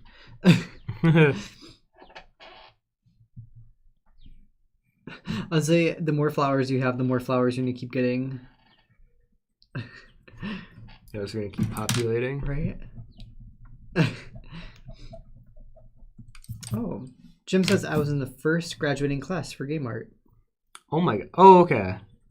Oh, okay. Then I actually secretly probably know how old you are then. But yeah, I didn't graduate till 2011. So I was one of the younger bucks that kind of came in with. There's like a slew of us that came in like a wave. Well, you were kind of like, because when did the school closed down? Was it? Ooh, I keep hitting your chair. I'm so sorry. I think it was like 3 years ago. This squishy chair. I'm trying not to make sounds on it. Actually, really quick. Let me go to the bathroom really quick. Oh yeah. Okay, maybe that'll let me refocus on the fish too. That's true. Well, I'm thinking back to season 5 of the episode of Community where the dean had a VR filing system. I can't remember that. I watched Community so long ago, though. Josh, your cat voice is adorable. Oh, thank you.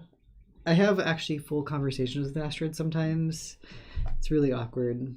I don't know if you guys do that. Do you do that with your pets? Do you just like have an actual conversation with them? Because if I'm alone and Astrid's nearby, like her and I will just talk about something, and it's purely me talking to myself, I know, but I feel like she's communicating back to me.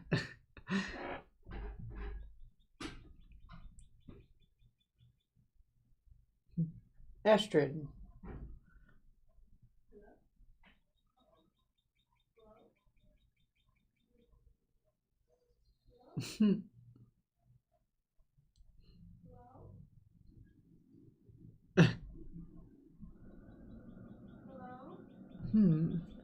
I'm curious, Jem. I wonder when Tim, I don't know enough about the school though. I'm like curious if you guys like actually went to school together even. Who knows?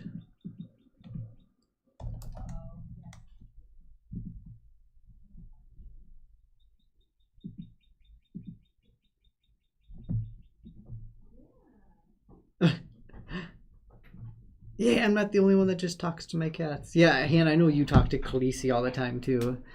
I feel like Han and I would just have conversations with Khaleesi. Just like her and I talking to Khaleesi. Carrie, same thing, sure, with each of my cats.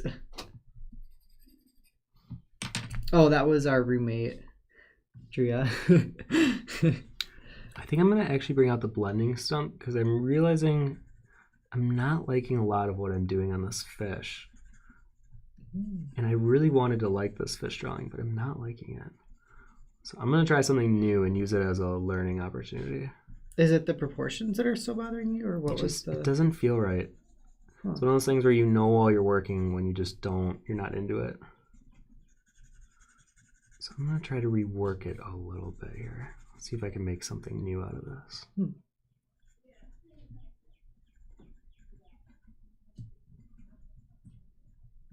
Any comments or questions going? While you're gone? Yeah. Yes. We can get back to those. Seal says horror VR games are the worst. Yes. My poor little heart can't play them. Neither can I. Feel you. I'm pretty okay with them. I liked Resident Evil. When I did that one on VR, it was fun. Yeah, you had no problem with that. Right?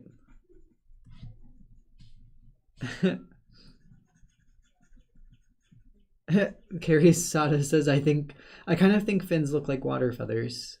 I mean, a little bit. Kind of have a similar purpose of getting through, in this case, water, where wings are more, or feathers are more for air, but yeah. I don't know why this fish reminds me of one of the Twilight book covers. It's the fins with the red, like the black background with the red fins. Yeah. I can't remember which book it was, but it had the like fabric floating. I feel like. Oh, maybe Eclipse. Was it Eclipse? I mean, I could be thinking of something else. I know I've seen something that was like Eclipse. Oh, it was, yeah. Yeah. A good reference photo would be the Eclipse book cover.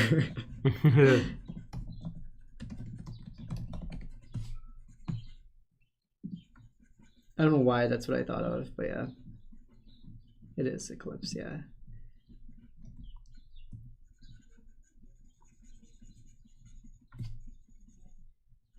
Veronica says, I say short sentences to my cat, but only from time to time. I try to communicate more through the tone of my voice. Yeah, I think they say too, like talking in your normal voice to your cats is probably best for them. Because I feel like they respond better then. But now it's at the point when I'm yelling at Astrid, I have to change my voice so that she knows I'm yelling at her. It's like there is my Astrid voice and my normal voice. Jim says I graduated in 2004. Yep.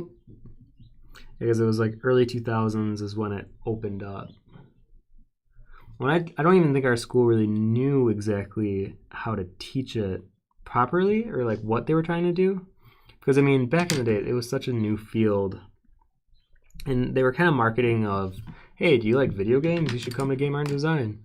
And then you go to school for it and you realize it's so either art heavy or number heavy on like programming side that if you like playing video games, there's a good chance that you might not like making video games because it's so different. They're like two completely different avenues. Oop, I feel like, yeah, there was that period of time too where I feel like they were marketing that purely as like, love video games, come get a job making them. And I don't think that's totally what it was. Like, all the things that go in with that. Theo says, yes, I always talk with my dog. She only responds when she understands some words. In walks, people always look at us or gently laugh. Yeah, I'm always scared people like will hear me talking to Astrid. I have her make fun of me sometimes too. Like I actually have a voice for Astrid also. So that's the part when I say it's weird because like I'll sit and talk to myself, but I also reply to myself. But I pretend like I'm Astrid.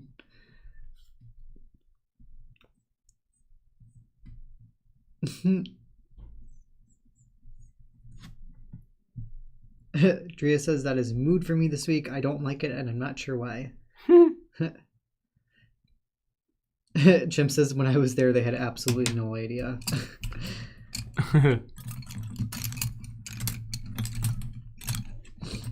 But we are at 25 minutes, just so everyone knows. I'm going to switch some dark pencils and focus on this head here.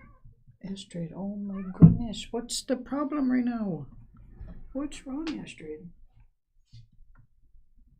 I think she doesn't know. I'll just play with her toy afterwards for a little bit. Astrid, you're so vocal today. Astrid. Oh my goodness, Astrid. Stretch out.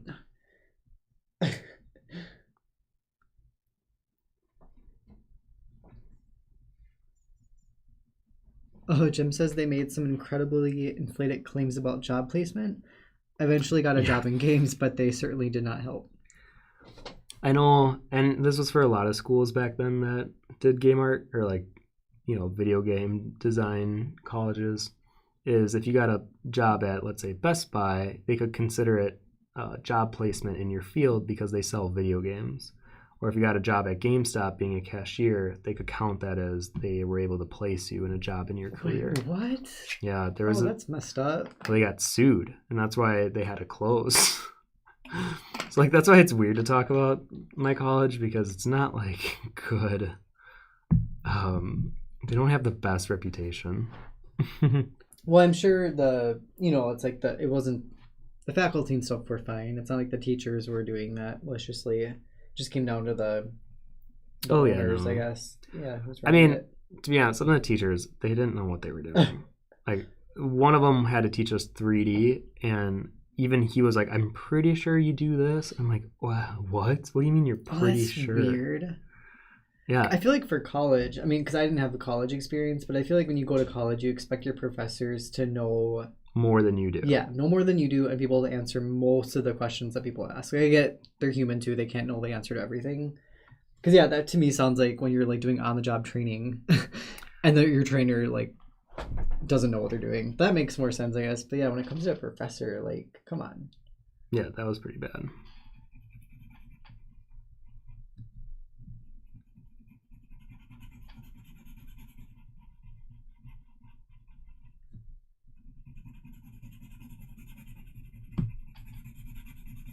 Felix says, I also studied game design and the actual teaching wasn't great. But the game projects were fun and I made friends, and friends I still talk to this day. You can't expect to be taught, you have to teach yourself. That's pretty much what it comes down to. I think school can be good for some people if you like having a regiment and you like having other people building a structure from which you can learn from. But I know for a lot of the friends that I had, specifically my good friend Nubia back in the day, we very much were capable of just going to YouTube or Googling our questions, finding answers, and then trying it. So it's a very self-taught mentality.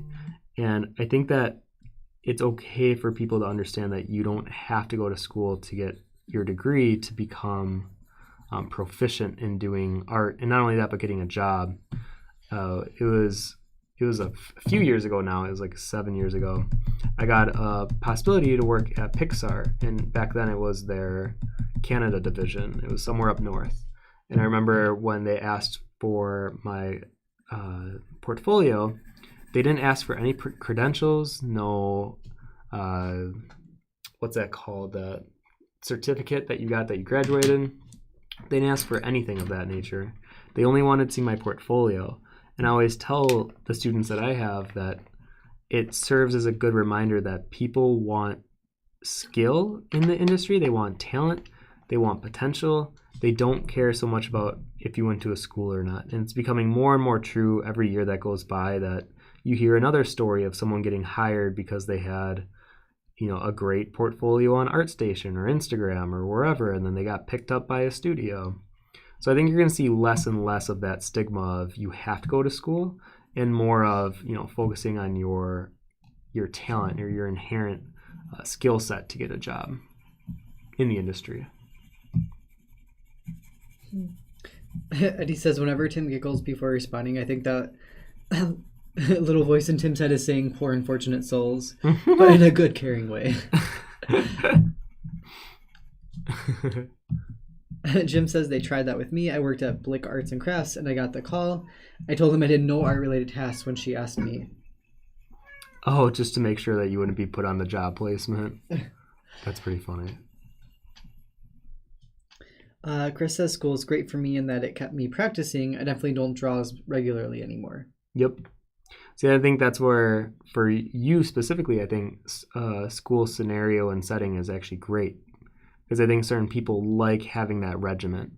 And for those who maybe don't feel as motivated on their own, I think school gives an opportunity to have a set of, okay, this is what I need to have done. This is when it needs to be done by. and having that level of accountability can be good for learning, for sure.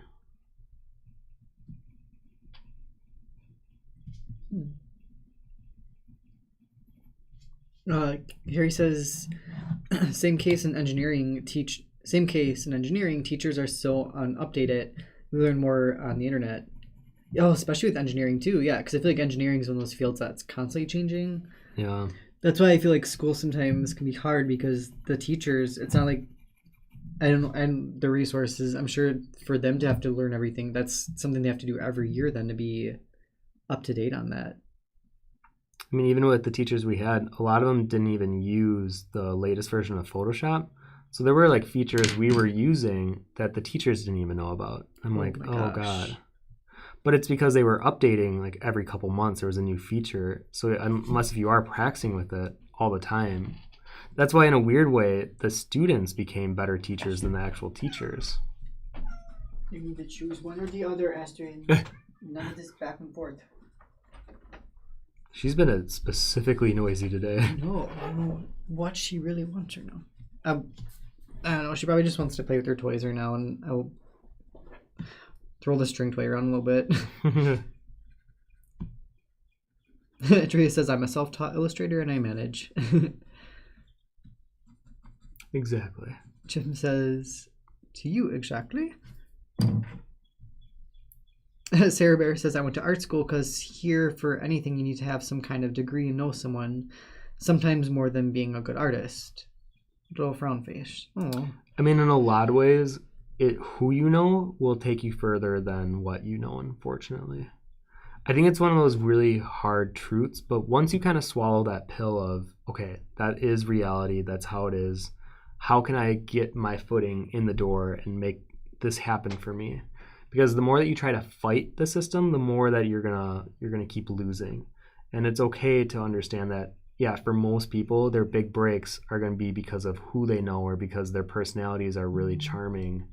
And even with interviews, I talk to a lot of people that do the HR hiring at either animation studios or video game companies. And oftentimes they're gauging you on your personality and your potential. If they feel like you can learn their way of rendering, like I know Riot does this for their splash artists, they look for potential and your energy, your charisma, and if you're a quote-unquote likable person. And I think sometimes that does get, swept under the rug because no one wants to talk about that. Everyone wants to think you're getting hired for, the best of your ability. But a lot of the times I want to hire someone that I want to enjoy working with, that I will do well with team projects with. Because when you're going into a team environment like video games or animation studios, you have to be a team player. And if it's pretty evident early on that you will not work well with others, there's a good chance it'll be really difficult for you to find a job, even if you're one of the best in your field. So just a reminder that whenever you go to interviews or if you guys are in that process, and I know right now is such a difficult time, but if you're able to work from home and you're doing online applications or online interviews, just be your best self, be kind, and just display a really good attitude about wanting to work and working well with others. I think it comes down to that exactly, though. It's personality. Mm-hmm. Because I know even doing interviews in the past, like it really was purely how this person will fit in with everyone else that's working here and what their dynamic would bring that would make it a better place to work at. Yeah. Because some people you can just, they're going to bring a negative work atmosphere in. So it's like that trade-off of, yeah, maybe their skills are better, but they might make the whole team worse. Yeah. Which is crazy that attitudes can have such an effect. But in a team environment, that's what happens. But I know a lot of places, though, straight up won't even consider you if you don't have a degree. Like, you can't even get to that point to, like, show your great personality or, like, for sure, your skills because they're only looking for that first level of, like, oh, you don't have a degree. I mean, like, I wouldn't want a brain surgeon that has a good personality. Yeah. That doesn't have a degree. Right. Like, you need to show me proof that you can perform this surgery. But in the art world, it's so subjective on so many levels that it literally, no schooling is needed for that type of work. What if the brain surgeon has done 2 other surgeries but never went to school, but they were both super successful? I wouldn't go to them. You wouldn't go to them? Absolutely not. What if someone that just got out of school for that, their first surgery, the person died, but then you're their second person? I would personally and you had the choice between money. Those 2 people. You had the choice between those 2 doctors. Which one would you choose, you think? I would choose another opinion. No, their only choice are those 2 of them. You can't know. I would not be in a situation where that would be my only options. I want an answer.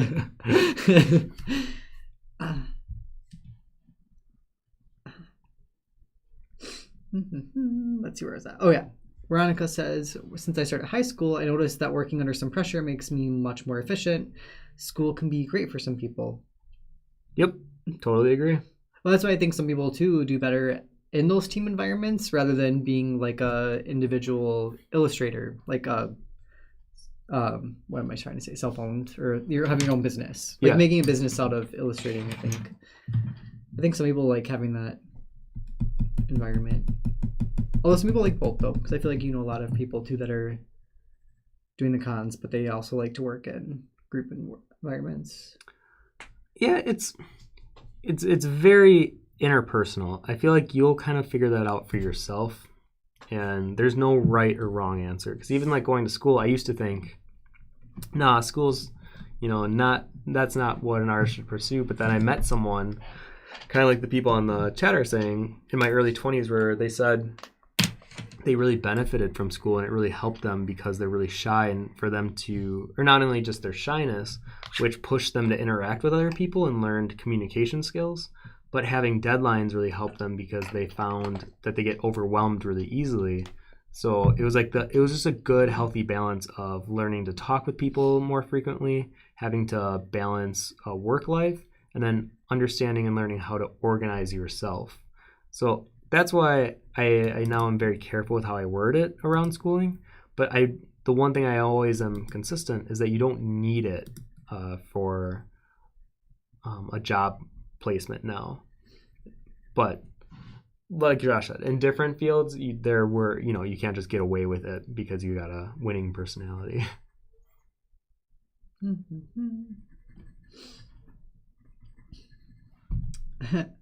Vic says, I think I'm done.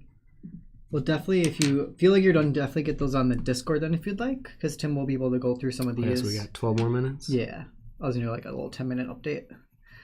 Eddie says, even my studies, which are studies on East Asia, are out of date when it comes to a few subjects. We are being taught old, no longer used in speech or writing.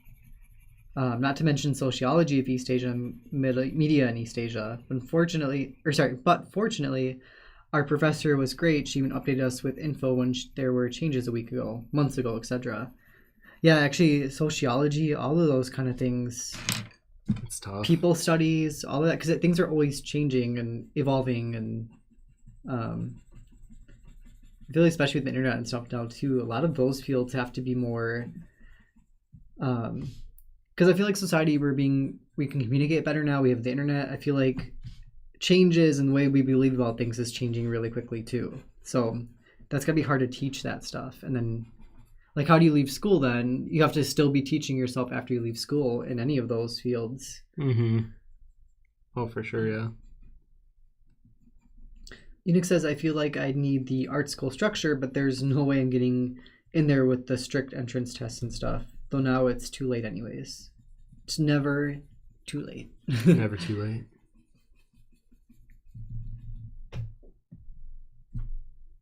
Oh yeah, and Sarah Bear says, of course, being the best for teamwork and everything, but here most of the time they choose people that are in the family, even if they're good in any case.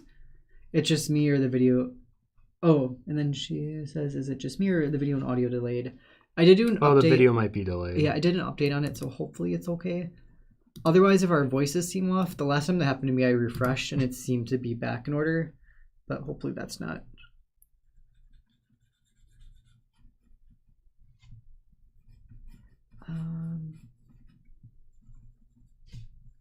But yeah, I think that's upsetting to hear though, that they're choosing family and stuff over people that actually would be good at it. I know it really does come back to who you know, unfortunately. Right. Well, it's just not always easy to relocate though, or anything like that either. So it's hard when you're stuck in an area where any of the jobs tend to be like that. That's just not. I want to say that's not fair because I don't think that's fair. It's hard. Drea says, option 3, opt out of surgery. See, that wasn't my option. It was option 1 or option 2. 10 minutes left though, officially. Okay. So if you guys are in the last 10 minutes, this is when you want to maybe focus on some of your details where your focal point is, push a lot of the areas that can just be edged a little more. I know this is definitely one of the worst things I've done in a while. So like I was not good with my time. I think I spent it in too many other areas. So I think at this point, I'm more or less experimenting with the smudge brush and trying to figure out, or the smudge stump, and figure out, okay, how does this feel working with this? Because this is something I normally don't work with. So it's turning a kind of negative study into still a positive one. Because you don't want to walk away from something feeling like you either didn't learn anything, or what's worse is if you go away from a study feeling like you've regressed. Because I've talked to so many people, and I read this book about how we hit a point in our career where we're starting to create really good work, and if we don't create pieces of work that are similar to that same standard we made on, let's say, our best piece at that time, we feel that we have gotten worse as an artist. And I always tell myself, no, it's not worse. It's just that we're human and not everything will always be perfect. And I think that was kind of a hard lesson for me to learn. And especially since I do live streams like this, and if I do tutorials where I'm recording myself, I get really frustrated when it doesn't come out great. Because I'm like, like this is supposed to be serving as the example of what I'm capable of doing. And most times I will say it does seem to work, but then on times like this where it's just like, okay, well, let's make a positive from this. How can we learn from it? How can we grow rather than just letting it defeat you? Because I think a lot of artists, we tend to beat ourselves up over stuff like this. So hopefully I can be used as an example for you guys when you're not having a great drawing day of like, okay, Tim said it's okay. You know, everyone has their off days. We're human, and just make the most of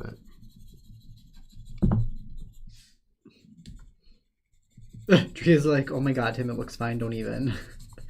It looks fine. It's just not great. I've kind of learned just to let you I feel like you're critiquey of your art sometimes, and I kind of just let you go with it sometimes, just because I feel like even saying it, like, Tim, it looks fine, you're always like... It almost like makes me more upset. But usually I can kind of pull myself out of it. Or if I wasn't doing a live stream, I think sometimes if you just need to walk away from a drawing, I think that does help. Because sometimes you get so over-focused, and I know I do this with a lot of my big drawings, that's all I'm seeing. And if I can only see the mistake, it really gets under my skin because I'll keep correcting it and, you know, erasing it and then correcting it and erasing it. And then sometimes I'll walk away, I'll get food, I'll come back, and then I'll realize, oh wait, that wasn't the problem in the picture. It was this different area, but it made this other area look worse. So sometimes you just need a refresher so that you can see maybe the problem area isn't actually a problem area. Maybe it's something else that's causing it to look like a problem area.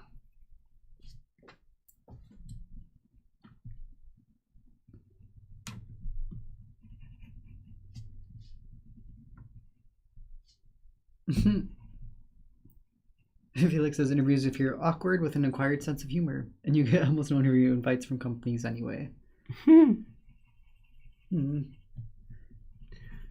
It's tough. I'm not even pretend it's easy. I think the best thing you can do though is I remember the only really great advice I was told at AI was to never stop applying, and for every rejection letter you get, send out 3 more application letters, because they were saying that so many kids or so many people that apply for jobs, they have like that one specific job that they want to get, and they build their portfolio around it and they cater it to it. But if they don't get that job, it's devastating. And then rather than sending out more applications because your heart's so broken, that's when you kind of get lost in the flood. So I was always told, see the rejection letters as an opportunity to send 3 more application letters, and to not expect a dream job, especially as your first job out the gate. Expect maybe a job that's kind of crappy in some ways, but at least it's a paying job and at least you're getting experience, and then work your way out of that job where you can get hired somewhere else. Because I know in the States, a lot of these big AAA companies, they require minimum 3 years of work experience, and you can't even apply if you don't have that. So it's one of those crappy situations where sometimes you have to apply to a job that maybe you're not fully engaged in, but at least it'll pass the time and at least you're working in your industry so that you can work up to those bigger clients. And I think of a lot of the friends I have that worked, and some of them still work in casino games and these slot games. And initially, obviously, they went to school because they loved Final Fantasy or Kingdom Hearts, and they got placed into doing slots. Now, some of them have found a love within it, and there's areas within it that they didn't know that they would really enjoy, because as we get older, our interests change and what we want to do with our careers change. So sometimes you might go into a job you'll think you'll hate and then actually really enjoy it.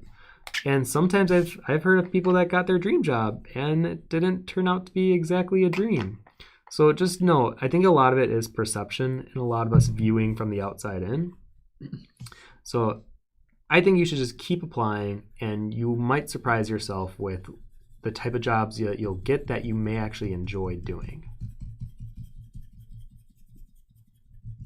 It's like seeing a theater stage, and thinking that's the glamour of it all, but not realizing all the stuff that goes on behind the scenes. Yeah. Andrea says, I'd be a good team player, but I need to learn to walk up to people and talk first. Yeah, I would think you'd be a good team player, Drea. I do too. I mean, that's where the personality test stuff, I don't bring it up again, but communication styles too. I think you can be a good team player, but it doesn't mean necessarily you talk a lot. And that's where managers and stuff too are kind of supposed to be there to help facilitate that. And I feel like that's the hard part too. It's all luck too. Because if you can get a good manager, I feel like they get to really know you and your communication style. And that's what helps you as a team then to improve. Because then you have a manager that can facilitate all of you and know how you work best together.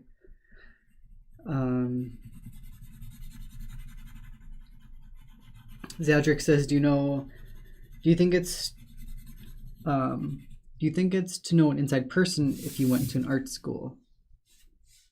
I'm trying to think. Say that again. Do you think it's to know an inside person if you went to an art school? I'm trying to think. Do you think it's... I guess I don't know what you're trying to say in your question. Sorry. Yeah, that one... I'm wondering if it's just do you still think it's good to know an inside person even if you went to art school maybe? I mean, yes. I technically got my job at CG Cookie where I did tutorials and stuff right out of school because my main boss, Wes, he went to the AI and he would come to these job placements. So I feel like, yes, I can associate I got my job because the school knew someone. I mean, technically, it was just another alumni. But do I think I still don't think it's necessary. But a lot of people will also say getting a job and a lot of this stuff is just luck. It's like pure dumb luck. And yeah, I was just lucky that I got a job at CG Cookie because, the same guy that graduated there 6 years prior got a job teaching, or basically made a platform where he taught, and he needed a 2D artist at that time, and I just fit the bill. And then from there, I loved CG Cookie. I was able to work on my own stuff in my spare time. I loved teaching. It taught me about marketing. It taught me about SEO and all these other great things. So I ended up really loving my CG Cookie job, and that helped me grow my personal business. 30 seconds, just sorry. You were talking, and I was like, I don't know. Just draw. I'll try to catch up on these comments quick anyway, so we have 20 seconds. Also, Arbor works at casino slot games. But I do comics too. Yeah, there are so many casino development companies around Chicago, Jim was saying. I've interviewed a couple of them. Yeah, I feel like a lot of friends that have gone there and all from Chicago. Yeah, and a lot of them at first might have been like, this is just a step away. But then a lot of them are like, you know what? It pays well. I get benefits. We have hit our time. Okay. Well, we'll give everyone a second. So yeah, if you want to start posting your stuff on the Discord. Yeah, let's take a nice screenshot of it. We'll start doing our critiques, and then today's stream will be over. Okay, so Zadric was saying, do you think it's easier to know an inside person if you went to an art school? Oh, of course. I mean, you're surrounded by a bunch of other artists. And like the level of talent I was surrounded by was medium with some like spurts of super diamond class artists. So like Pete Moorbacher was like a diamond tier artist, and he technically went to the same school, so we have that in common with one another. And knowing him, obviously that's an easy way to start a conversation. Oh, like, hey, you went to AI too. And like a conversation can build from there, and there's a bridge already established. So yeah, of course, I think that can help, because as we've kind of talked a lot about on the stream is, it's a lot about who you know, unfortunately. So yeah, if you know someone that went to a school, the same school as you, and now they're quote unquote successful in whatever they are pursuing, that is totally an in. If they, let's say that company that they work at, they want another artist on board, that person could be like, hey, I know someone, I went to school with them, let me see if they're available. Like that's how a lot of these job placement works. And it's really discouraging, and I don't want to discourage people on the stream, but a lot of the times, let's say if Pixar or Disney or Riot or Naughty Dog, if there's a new opening, 9 times out of 10, they'll ask their fellow employees first, hey, do you guys know anyone that is looking for work, and are they experienced? And then if everyone says no after that, that's when you get the job placement where it's posted online or posted on the website. But they usually always ask first, hey, do you guys know anyone? And that's why I think it's that gross secret that you just kind of have to accept of, it's who you know in this industry. So keep putting your foot in the door, keep trying to meet people. I think conventions, if you live in America, are a great way to, be up and personal with a lot of these artists that work in companies. And who knows, maybe you'll spark a conversation that really resonates with that artist, and you'll continue that friendship from there. All right, so I guess I'll cut mine out. I may work on mine a little bit more later. I mean, I'm usually not one to work with a smudge brush, so there's always opportunities to learn from that.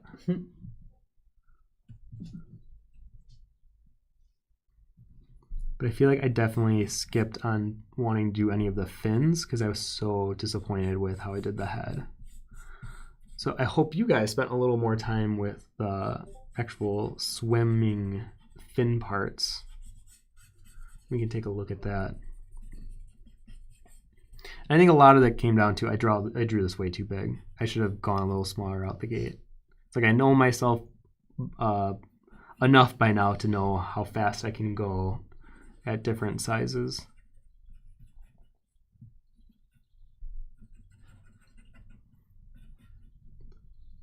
All right.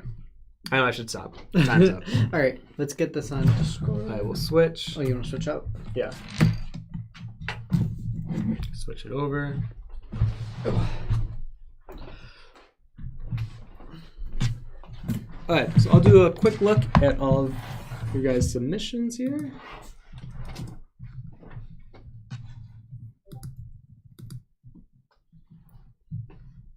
Turn my Cintiq on.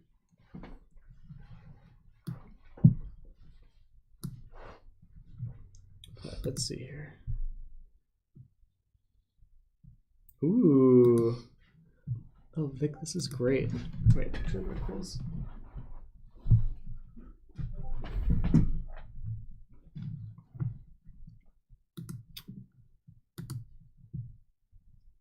Okay, let me switch some things over.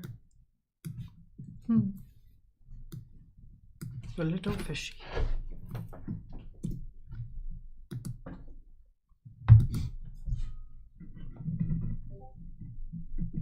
I know, I think this would have been a good one for me to do on my iPad. Oh my gosh, you guys are submitting like crazy.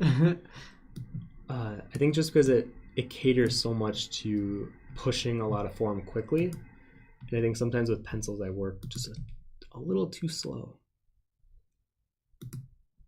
Okay, move that aside here. Okay, so this one is from Vic. I think you did a great job. I'm going to have the reference open on the screen. Actually, I'm going to put it here.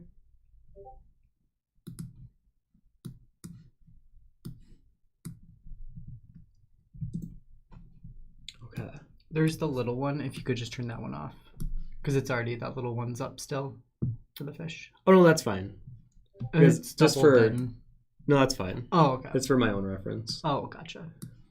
So I think for yours, you definitely did a good job capturing like the different reflections in like the scales and picking up on the nuances on the light.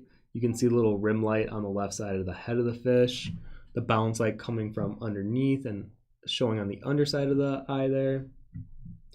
I think you probably had a similar, well, you did a much better job at capturing the full fish, but I think looking at some of the texture and some of the edging on the fins, where I can tell that the time had to be spent more on the head.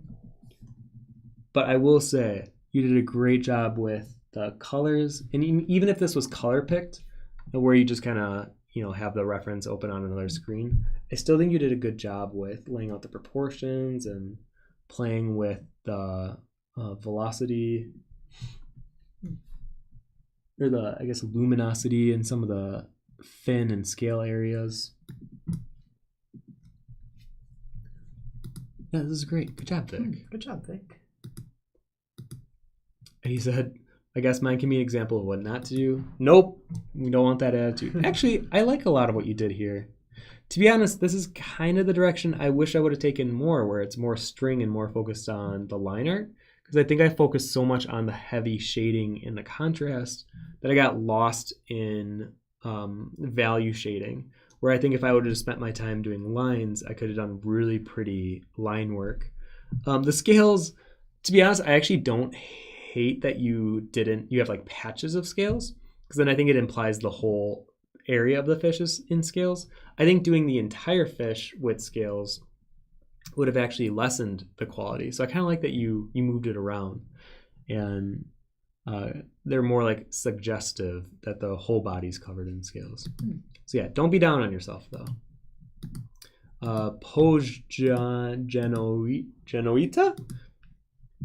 Ooh, look at those flowy little warm-ups. Oh wow, this is gorgeous. I think you did a great job capturing the nuances in the fish, from the waves of the lines not being perfect all the way from start to finish. I think you have a lot of good flow moving within it. And even showing the different type of scales where it's a little more cluttered near the head. I think you did a great job with this. I think I actually like that you did it monochromatic too, in a this orange, in different varying values of orange. I think my only suggestion with this that I would say maybe you could put more time with these back scales, where you made them very clustered, like very small, and I think just making them just a touch bigger, because they do feel a little funky, especially against the scale size here. And when drawing a fish or a creature that has scales, sometimes making sure that it stays consistent is really important. We also can kind of break that illusion. From Zad. This is cute. Aww. I actually really like how you did the highlights and the shadows up here. But if you look at the reference, it definitely has a little more broken up. And especially with the bottom scales here. I mean, or the fins, I should say. Let me pull this in.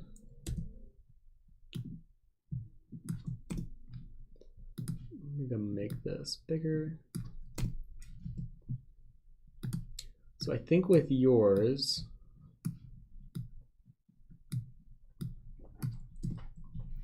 The other thing that I would challenge you on, well, actually, there's a couple things here. So the first one I definitely would think would be proportions and seeing, okay, in the reference, you can see how this bottom fin, let me grab a lighter color, how this fin here is almost on the same plane as this fin that comes right under him, where on yours it seems to be a quite bigger distance between them. I do like some of what you, like I can see the overall structure, but even how far left this feels pushed. And I kind of did the same thing on mine where it was a little too off, where on the real reference it has more of a straight down flow to it. Yeah, I would just say some proportion issues throughout, but I do like the overall, like you captured the movement that the fish was going in. I would also say the turn of the fish feels really weird because of the way that you had the shadow go all the way up to the edge. And this one's tricky because you're getting a cast shadow from this fin falling on this half of the body. So it's like falling down. So that's where you're getting the shadow in the reference, but there's still that curve, that line here, which I think yours, you have the highlight right on the edge when it should be more here, and then curve into that back fin. So then this would be a bit more shaded in.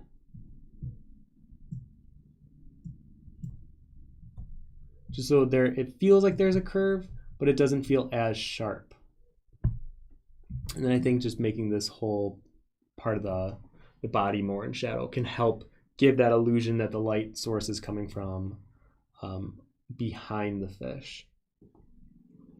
And then I think definitely with the head, I think it's very simplified. It has kind of this very finger type shape, like a smooth finger. And I think making the eyes a bit bigger, pushing out the lips, so like this edge here, kind of jutting it out more to give more of those just little nuances in the edge. Because I think yours is so smooth throughout, it almost kind of looks like a cartoonish representation of a fish. So look at those little bumps and those nuances to help create more of a realistic look. And then obviously I think adding just some implication of fins or scales on the body could really help out the fish. So yeah, good job. Sisayao. Ooh. So I think similar to the last one here, I think you kind of had the same issue I had where we ran out of time, because I can tell you started on areas and then you had to kind of figure out where to focus your time. It's like you started the scales, but then we got to do stuff otherwhere. So I think the proportions also on the fish head feel a little phallic. I think pushing out the mouth further might help, and then making that eye a bit bigger. And I think the big thing here was the curve of the body was way too extended. I think cutting that quite a bit will help. I think as far as the shading goes, you did a pretty good job with the lightness of it. I think my challenge to you is start to work a little darker when it comes to doing these type of studies. I think it'll help push your value understanding and then your confidence moving forward with darker values. So yeah, good job, good job. Oh, you can say my name as CSI. Oh, that's much better. Jim. Ooh. So I can tell you're definitely working with a slightly darker pencil. Got some fun edges. Let's see here. Yeah, I definitely like how you picked up on a lot of the twists and turns of the fins. I think what might be helpful for you is really pushing on some sharper edges. So you can see how in the reference, how it has a very like pointy looking fin in that area. So I think looking at yours, bringing that same sharpness in some areas right against these very soft, very palatable fins can help push some of the realism factor.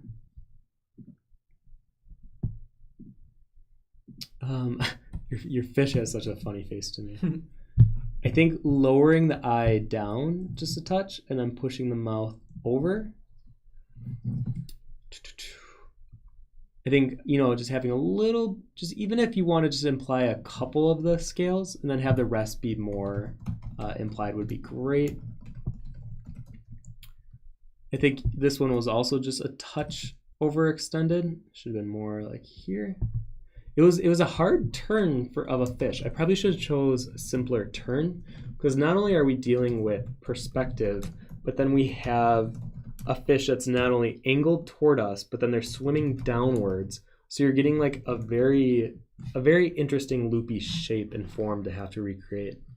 But I'm really proud of you guys for doing this. Carissa, says sorry I didn't finish. Finish. Let me see this one blown up. Carissa. I mean, I'm in the same boat as you. I get it. Oh, it's so cute. I feel like this is a really pretty interpretation.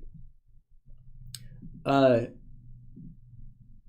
I think when I look at yours, I see such a style of, incorporating all these colors and having even like the shape, the color of the eye is more of this red, this like blood red, rather than it, being more black like it is in the reference.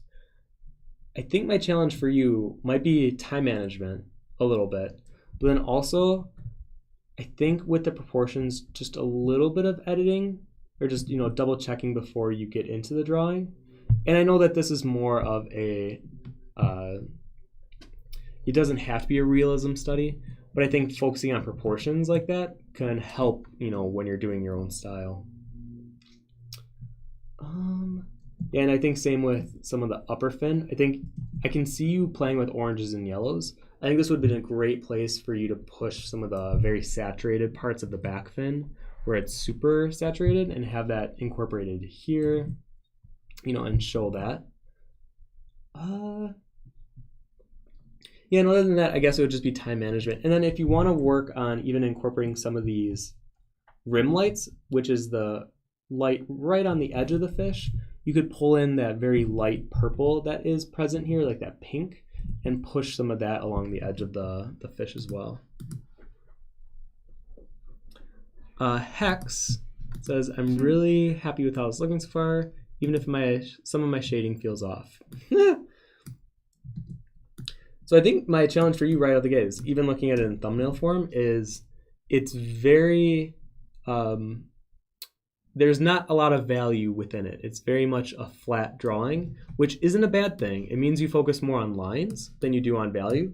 Totally okay. I think since I can see you starting to push some of the value, my challenge to you would be to not only start to really push the value, but like really hone in on making some of the areas darker, and then have fun creating the form and the shape of the fish through those values alongside your lines. Because I know that's something I had to learn, where I really like working in line art, but when I was able to really complement the line art with some strong value, that's when I was really starting to see my style kind of emerge and become its own little thing. Where I think for you, I can see that you clearly like working in lines and having a flow to your line work. I think just trying out a few studies or a few pieces where you're pushing the value within your lines might help you see some new opportunities for yourself. And I think this shape feels a little weird to me. I mean, this feels very simplified. I think my next challenge to you is also look at these very kind of intricate, sharp forms that feel like they're not realistic. But that's because sometimes with realism, it pushes this very strange clumping, especially of fins or fabric. And it actually is more realistic feeling in the end product than something like this, which can sometimes feel animated or cartoonish, which, like I said, not always bad, but that's just the impression it gives. I mean, this is a good example here where this has a very, sharp angle, and then it comes to a point here. It has that type of a shape, where in yours it's a very simplified kind of hook. So those would be my suggestions for you. But yeah, keep going, and I definitely understand playing with lines. Oh, Cinder, that is scary. Oh, is that the skull? Yeah. I mean, that is definitely a fun skull to draw. I can't wait to do a skull study because I feel like that is definitely down my alley of things I enjoy drawing. Chris, you got roached. Yeah, I think this kind of falls in the same category of just a little more time would have helped out. And I think making the eyes a little bigger, a little darker, and then more varying values. Because even when I like zoom out and kind of squint at it, I can't really see the forms of the shapes because of like the back body being the same value as the front part of the body. But I think that's all because of time. So I think this challenge today was more on time management more than anything. Eunuch. So I started with adding more shading, but time was too little. Yep. Would I be about backlight shine through light? How do I do that in pencil? Okay, so what we're looking at with the top fin is subsurface scattering. So to do that in a monochromatic way, because we're working with graphite and pencils, it can be difficult. And I think one of the easiest things you can do is take your reference image. First out the gate, you want to make that a grayscale image so that it's easier to see, okay, how do values look and how can I recreate that? So you can see the difference where when we have the color and the hue, it looks like it's super saturated and it's super light on the top fin. But then when we add our grayscale filter, it actually is more of a mid-tone and it's more on the handling of it than anything. So the way that subsurface scattering can be the strongest is if there's areas that are not affected by subsurface scattering and that have the natural light fall upon it, direct light, and how that's shaded, and then that gives what's that called? It's like it's kind of like the source of how things that are in shadow then would react. So it gives you a good contrast. So you know that this fish head, there's an overhead light, so that's the first clue it's telling us. And it's telling us that it's kind of a soft, maybe a cool light. And the fact that this top fin's in shadow, since it's not reflected, they're reflecting light the same way that the top of the head is, that's our indication that, okay, the light source is even behind that top fin, and that's what's causing the cast shadow from that fin to fall on the rest of the body. So it's almost like you're getting clues. So to recreate that through pencils, you have to do the same steps in that same process of thinking. Otherwise, someone looking at it won't be able to tell that there's subsurface scattering. And this is where you kind of have to do more of a super realistic study on your stuff, because you have to show on your own piece then that you have the top of the body has this light source where it's very strong in the middle and then it's pillow shaded down, and that indicates your light source, so it's behind the fish. And then having this fin cast your shadow in here would indicate, okay, it's behind the fin. And not only that, but because the fin is so thin, I need to then shade it in a way that implies that light's passing through, but not fully. And that's where it can be a little tricky. So I'm not going to say that this is an easy task to do what you're asking, but I will say it is possible. And a lot of it comes down to showing the viewer where your light source is to help indicate, okay, if that fin is, casting a shadow, that must mean the light source is behind it and there would be some subsurface scattering within it. All right, keep it moving. But good job. Larissa, the fins were hard. I was trying to do the shading, but I think I didn't do a good job. Let's see here. Well, one, don't say that. Like I said, trying is half the battle. I don't think you did a bad job. I think I can see the fish turn. I like how you did the movement here. I think maybe pushing a little bit more of the darker values back here. Let me see a new layer here. And really push some of the heavy areas. Like I said, I know time was a factor. I struggled with it, so I think I can see some of that with the value placement here. And then in terms of the fish head, I think this is where proportions got away from you just a touch, because when we look at the eye of the fish, it's about midway on the upper lip, that line here. So I'm going to look at my own drawing. Okay, the eye is about halfway down, so it'll probably be around here. And then from there, then you can start doing the more fine rendering. But I think since you started a little higher and a bit smaller, it changes the whole proportion of the fish. And that's why it's so important to make sure that you have your proportions pretty set before you dive into this further. And then you can go and render things.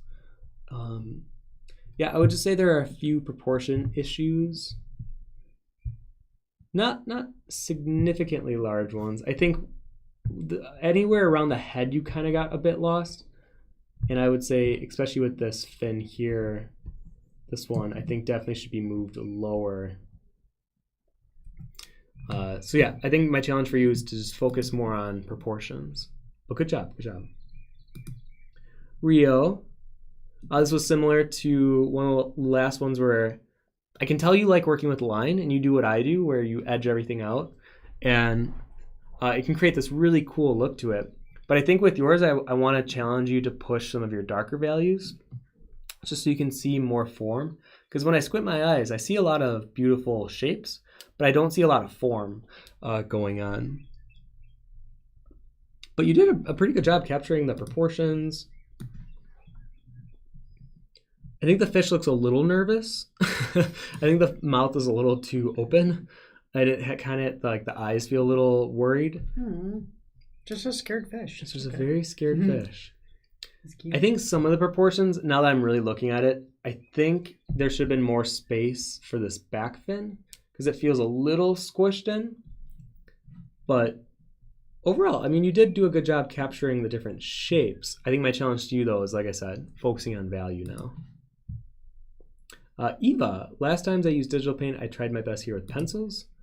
Ooh, okay, so you're clearly an artist that feels comfortable going dark and just kind of owning it. So I think with yours, I like the proportions. I like a lot of the movement you have going on. I think my biggest work for you would be on the fine tuning and like the editing of the details. Because I think when I'm looking at this, and it could have been a time factor. I'm totally aware that that is a possibility of why maybe you didn't get around to doing some of the details. But I think a good area in the original drawing that I think a lot of people didn't want to touch was this kind of pockety, flowery shape from the back fin kind of pulled into itself here. So I see on yours, like there is the rough outline of it, but then imagine if you took it a step further and, let me grab it darker, started to edge out some of this flowery shape. Then even within, you have this darker edge.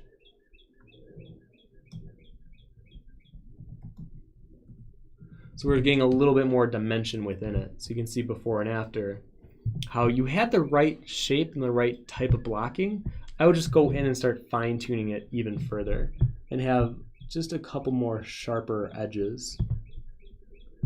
And even like here would be a good area to distinguish the fin kind of flapping over itself and showing some of the shadow areas. Like that. So yeah, just keep focusing on those little details.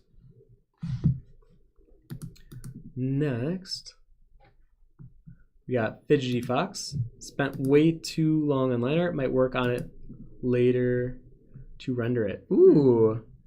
Very gorgeous. I can definitely tell why time may have been a constraint for you. You might have the same problem I do where when we start larger, since our zoom in on the scale at which we want to render it at is so small, it's impossible to do something in 90 minutes and get that same level of detail that we're expecting.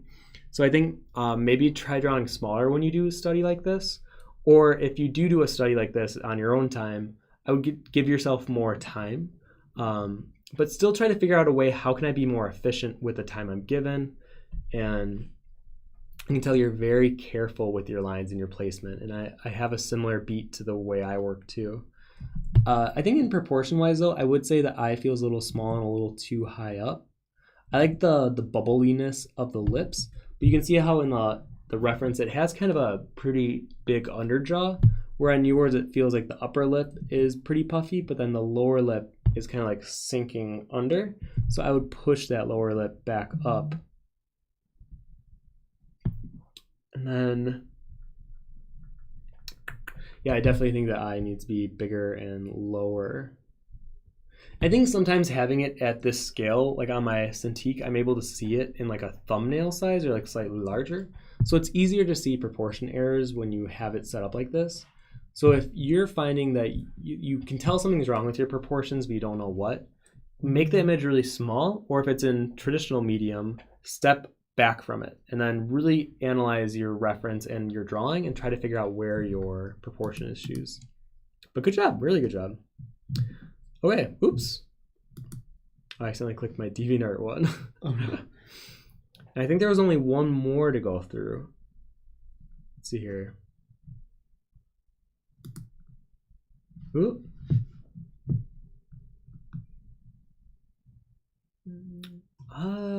It didn't. Hold on. Refresh. Yeah, do a refresh. So I'm like, I know there was at least one more. Oh, yeah, there we go. Oh, is that? I don't know what happened, so I re-uploaded.